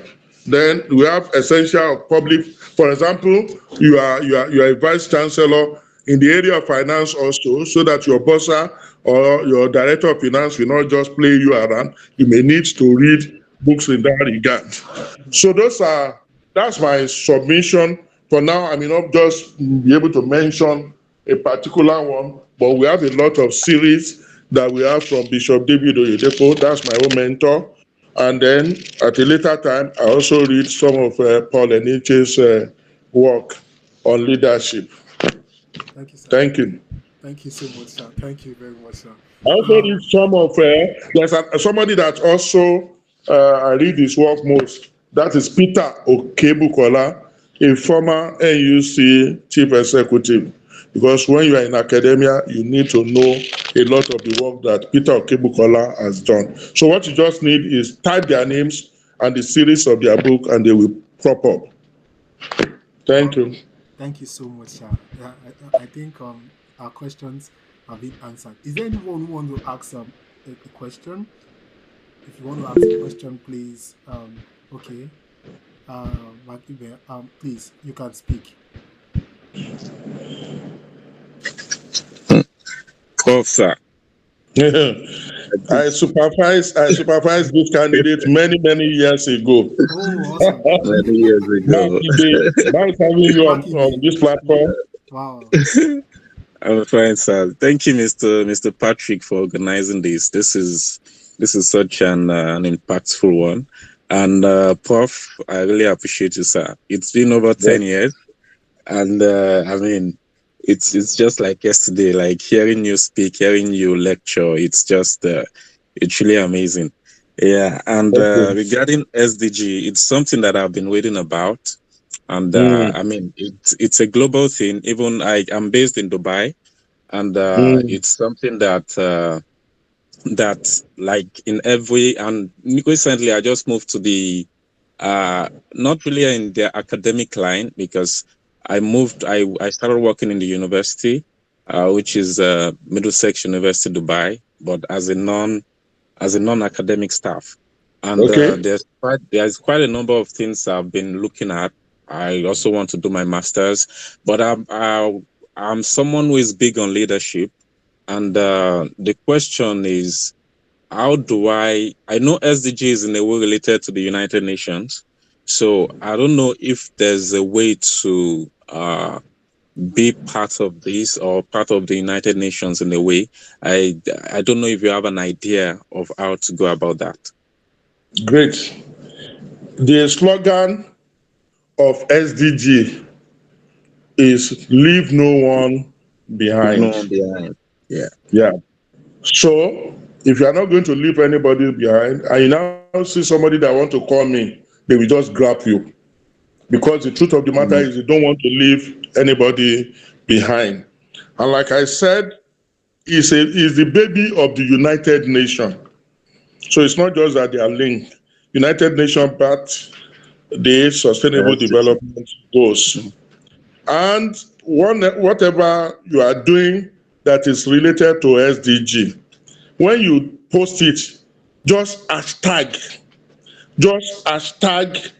the relevant SDG.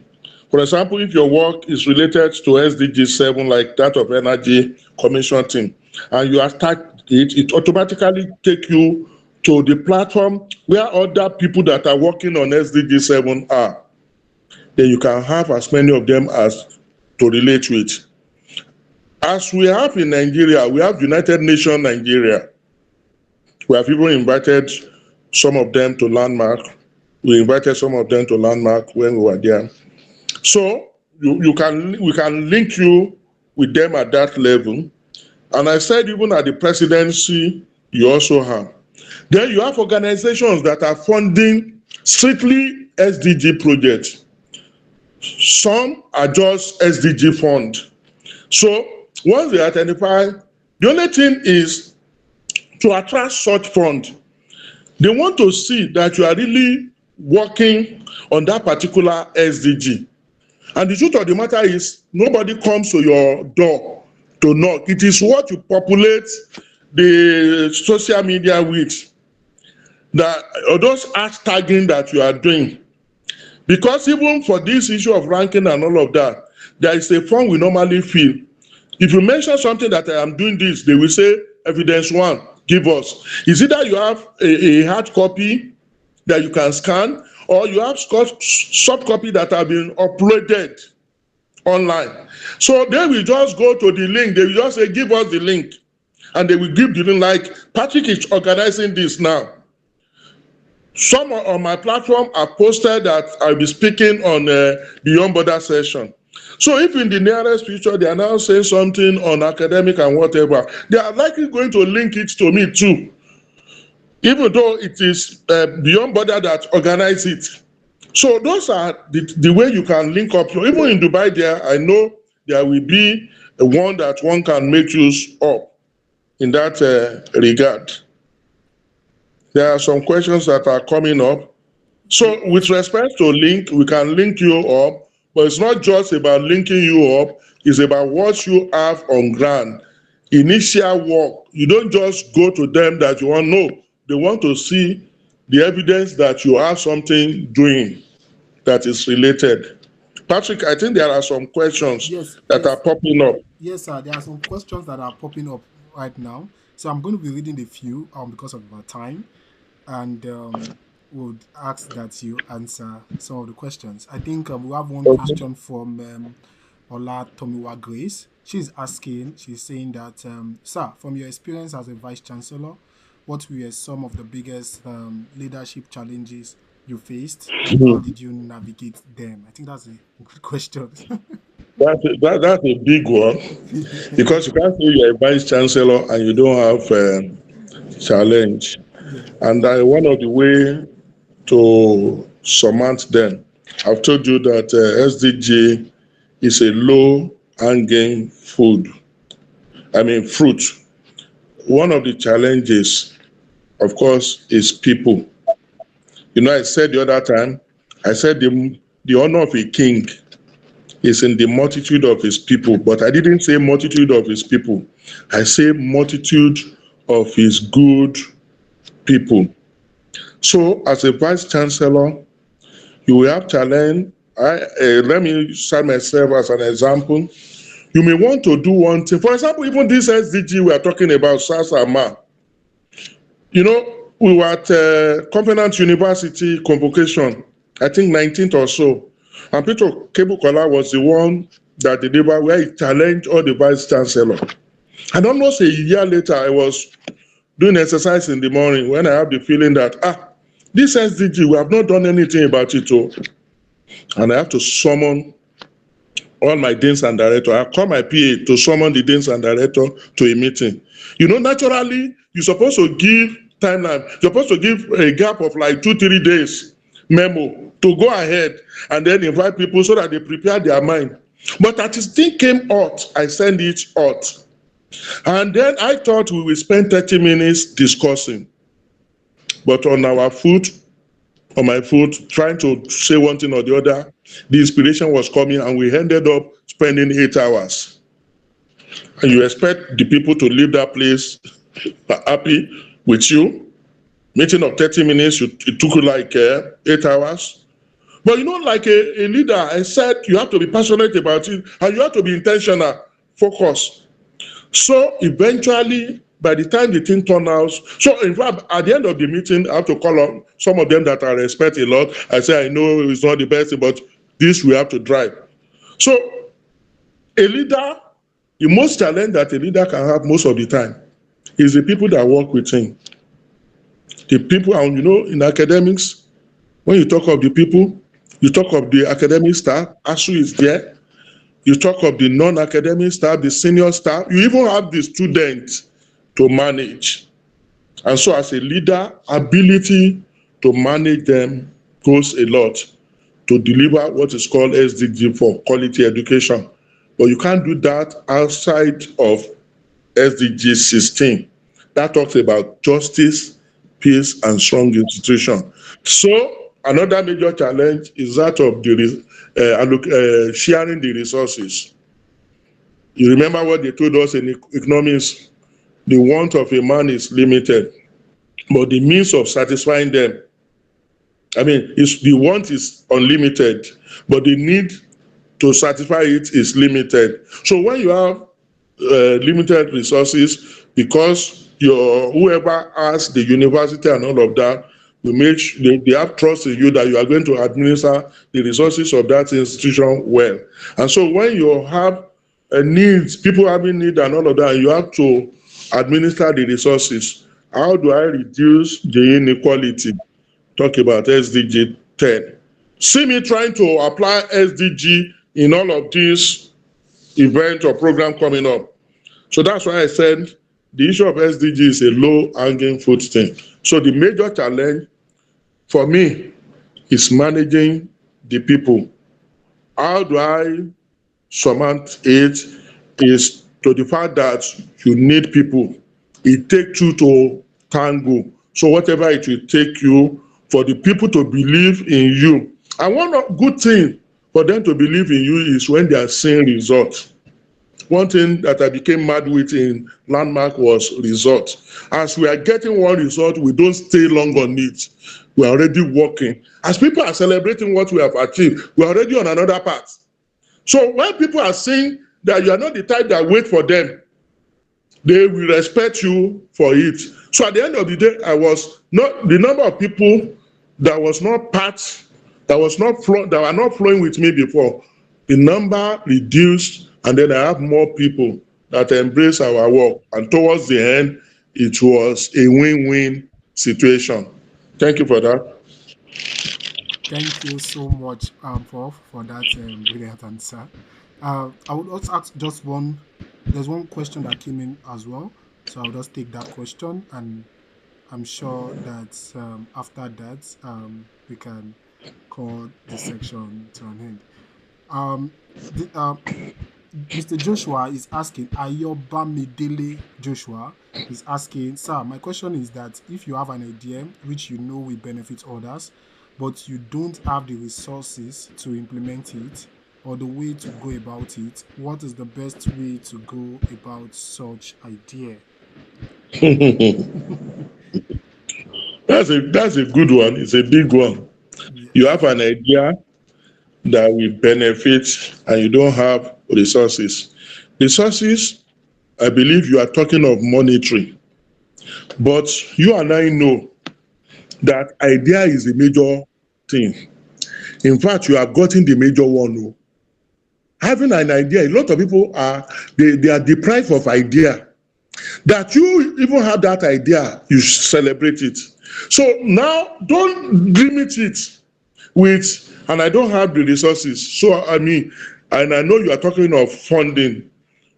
The truth of the matter is, it is not fund. If you look at what do you call it now, factors of labor, or I mean, factors of production. Fund did not come number one. No. So that idea that you have, first of all, believe in that idea. There are ways to get little fund here and there. That idea, you may be thinking global about that idea, but start local. That is why we are not really dealing with globalization. We are dealing with glocalization. As we are thinking global, so to say, we are starting local. In other words, you have an idea, and your idea is to have about 10 things. Why not start small? That idea, face it, and then let's see what phase one will bring. And now you can have resources for phase one.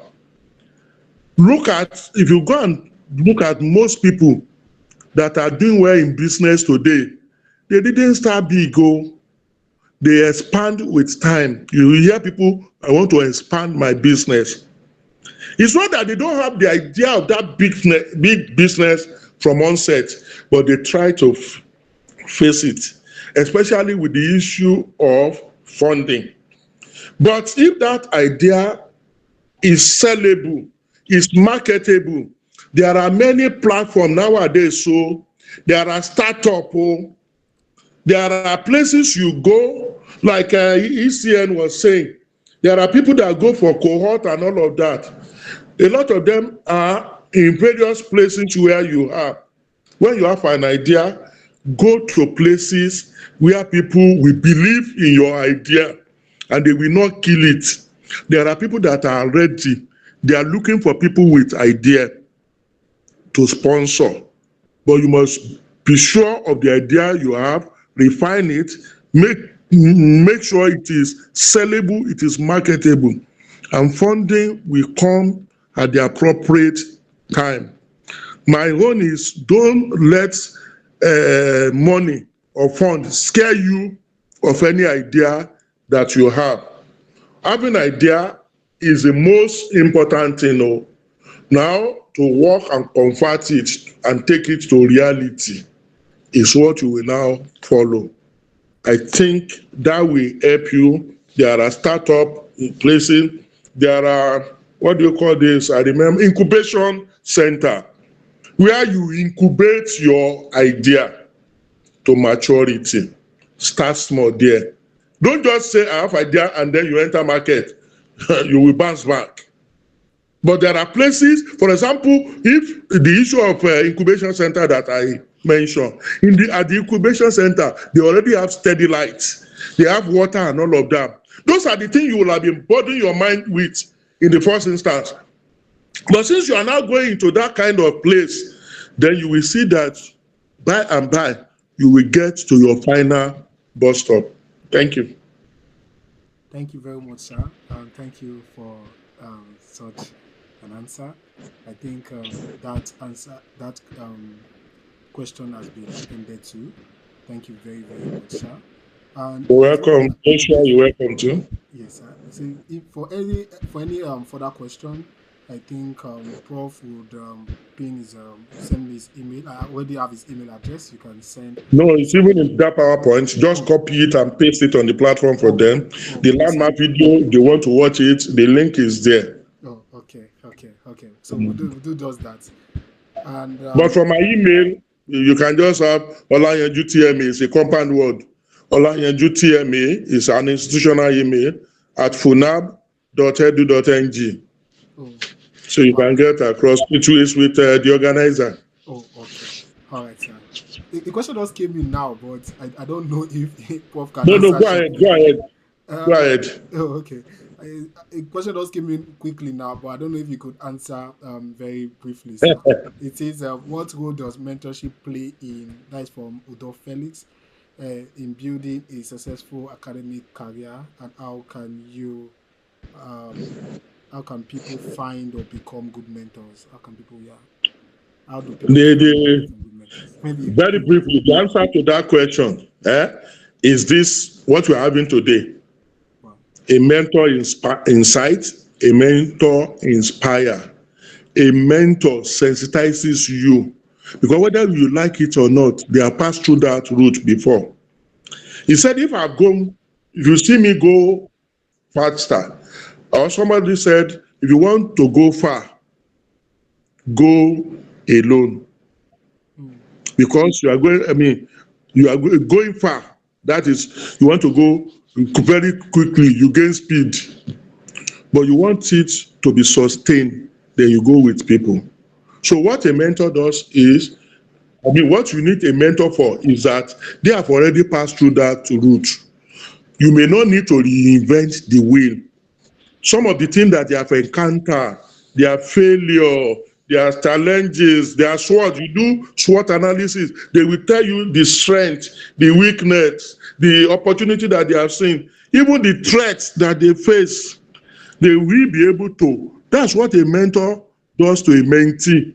He guides you and then also show you way of doing this. You want to go into, you want to become a pastor, go and study those successful pastors. We talk of Bishop Oyedepo today. He will tell you how many books he has read, and then the people that also he look up to. Now a lot of people are looking up to him. The people that are looking up to him, we are looking up to them. Do you get it now? So that is the role of a mentor. A mentor guides a mentee. A mentor becomes a father-son-daughter relationship. It goes beyond my academy. No. When you say you have a mentor, it's somebody that you can relate with, that believe in you, that you will not bring idea and he will throw it away. No, that's not a mentor. Those ones that they are killers.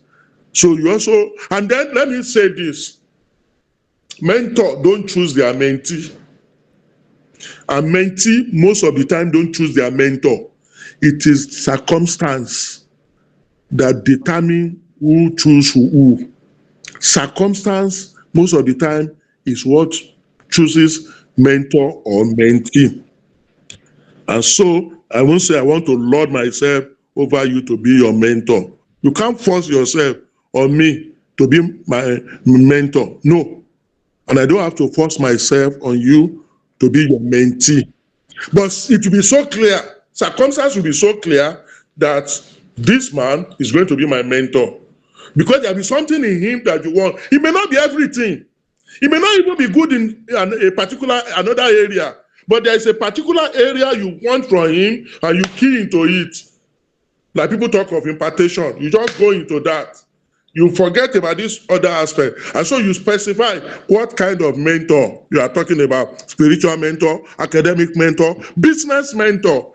There are people I still look up to now because me too, I want to make it. I don't want this issue Patrick is saying that we are good in brain, not good in pocket. But one thing is with us is we are satisfied with whatever we have. We are people of integrity. That's another thing that may make academic at times look like this. What some other people can do and dip their hand into, an academic that has integrity may not want to go into that. But that does not mean we should be poor. No, you can make it without being poor. Without losing your integrity. That is just it. So be focused, know what you want from your mentee before you go for him. Thank you. Thank you. Thank you so much, Professor. Thank you so much, Professor. I have to say that like 2 or 3 times. In the Energy Commission of Nigeria, sir, people who speak this way, sir, we call them masquerade, sir. Yeah. You have enlightened us, you've impacted us, you shared. It's a pleasure. It's a pleasure. You shared knowledge. You know about that capital. So thank you so much, Prof. What is the currency you use in Japan? Yen, sir. It's called yen. Yen, sir. So I'm waiting for my yen. A lot of it in my pocket, so that I can go and show people. Come and show. It's not just about talking alone. Come and see dollars. Come and see pounds. Yes, sir. Yes, sir. We'll work on something, sir. That's on the lighter mood. Yes, sir. Yes, sir. Yes, sir. Personally, sir, I'll work on something, sir. So, I want to say thank you so much, Prof, sir, for taking my pleasure. And I thank our audience too. Yeah, they've been very resourceful audience. I enjoy you people. You force it out of me. There is a way you have an audience and they are receptive and you just want to go all out for them. Yes. That is the kind of audience that you are. And I think we can give it to ourselves. I saw Gloria Awuke. Yes, Gloria Awuke. Feliz, Gloria, adios, show Allah. I'm looking at different claps now. Thank you very much, sir. Thank you. It was such. Love you all. It's a real opportunity. Patrick, I want to thank you for this platform. One good thing you have done for me is my network has widened. Thank you. That's the truth of the matter. I now know more people. Even in the Energy Commission, I know people. My student of long standing, the one is in Dubai now, is for me to reach out to him. Oh yeah, wire me. Let them begin to flow. Let it begin to flow so that they see your academic father too, that you are making it. Thank you, other people will be encouraged to come into academia. Thank you. Thank you, sir. So we actually been inspired by your story and your words, sir. So to everyone who joined, thank you for staying with us and being part of the Beyond Borders community. We apologize again for going over time. We have overshot our time. And we appreciate your patience, everyone, and the engagement. So let's keep learning, going, and pushing beyond limits. On to our next section. Thank you again, and thank you to Professor. And Patrick, you can ask them to on their video. Yes. So that you take it short. Yes. So at this point now, at this moment, I would like to request as many as can. Yes, turn on their video so that we can take a good picture. Good, Florence, we can see you. Thank you for joining. Who is next? Thank you. Yes, I can see Patrick himself. Who else? Fast, no time, Muffin. Yes, thank you. Beautiful, lovely faces, Ayobami, I can see you. So let's take it. At least let's have representative sample. Yes. I know a lot of people have spent their data. take it now. Okay. I think we are good. Yes, it's taken. All right, all the best. Thank you, See you at the everyone. top. Arigato See you at the gozaimasu. topmost top. Thank you so Thank much, you, Prof. everyone. Thank you, On to Prof. our next My session. pleasure, Thank you so much. Sir Thank Ma. you. Thank My you. pleasure. Yeah. So Thank you in Japan so now, we much, say sir. thank you, Thank you so much, Dr. sir. Shita. Thank you. Arigato, Arigato gozaimasu. arigato. Everybody say Thank you, Engineer arigato. Charles. Thank you so much. Arigato. Thank Arigato, you, boss. Arigato arigato. gozaimasu. Arigato Bye gozaimasu. bye. Bye bye, So we say Gloria. sayonara now. Bye Samuel, you took the picture, bye. right? Arigato. Thank you. Thank you, everyone. Thank you. Arigato. Arigato. Arigato. Arigato. Thank you, everyone. Arigato, Arigato arigato. gozaimasu. Thank you. Thank you, Mr. Samuel, Felix. arigato. Thank you, Mr. Samuel. Samtech, arigato. Samson worked with me in the university. He worked on my Oh, electrical thing. Yes, Samtech. wow. Samtech. Well, Oh, it's wow. technology in charge of all my work. I enjoy him a lot. Wow. So Wow. Samson, Samtech, Popola, I'm giving you that recognition. Namaste, arigato. Thank you. Thank you. Faith, you changing now. I've actually Gifted. joined the section as well. Hey, She's gifted from, and amazing. I can see you. thank you so much. Gifted look like Daddy and Eniola. Eniola and that Daddy that they need to teach Yoruba. Baba and me. My father, my father. Thank you. Thank you so much, Oluwatife. everyone. Thank you. Thank you. All Thank right, you. all right. Thank you. Thank you. On to the next section. See Thank you. you. Bye. See you. Bye.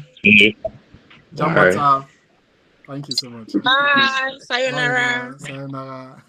Thank you, Saifa. Gifted. Thank you, Samuel. Thank you, Mr. Samtex, sir. Thank you so much. Arigato. See you. Bye. See you. Bye. Bye. Bye, everyone. Mr. Patrick, Yes. thank you for putting this together. We Thank you really so much. appreciate and we enjoyed the session. It was Wow. quite insightful. I Thank you hope so we can get the recording file and maybe the presentation PowerPoint. Yes, yes. I'll share that in the group chat Thank you, as well. sir. Thank you. Thank Thank you. you. Thank you so much. Thank you Uh, so much. It was really impactful and God bless insightful. you. Thank you. Thank you. Thank you. Mubarak. Thank you, everyone. Thank you.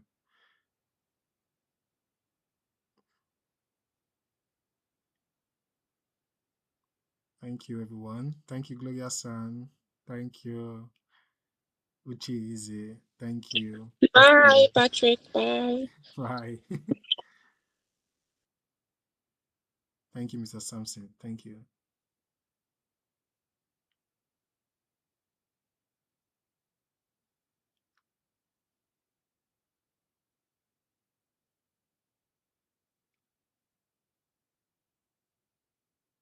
Bye, everyone.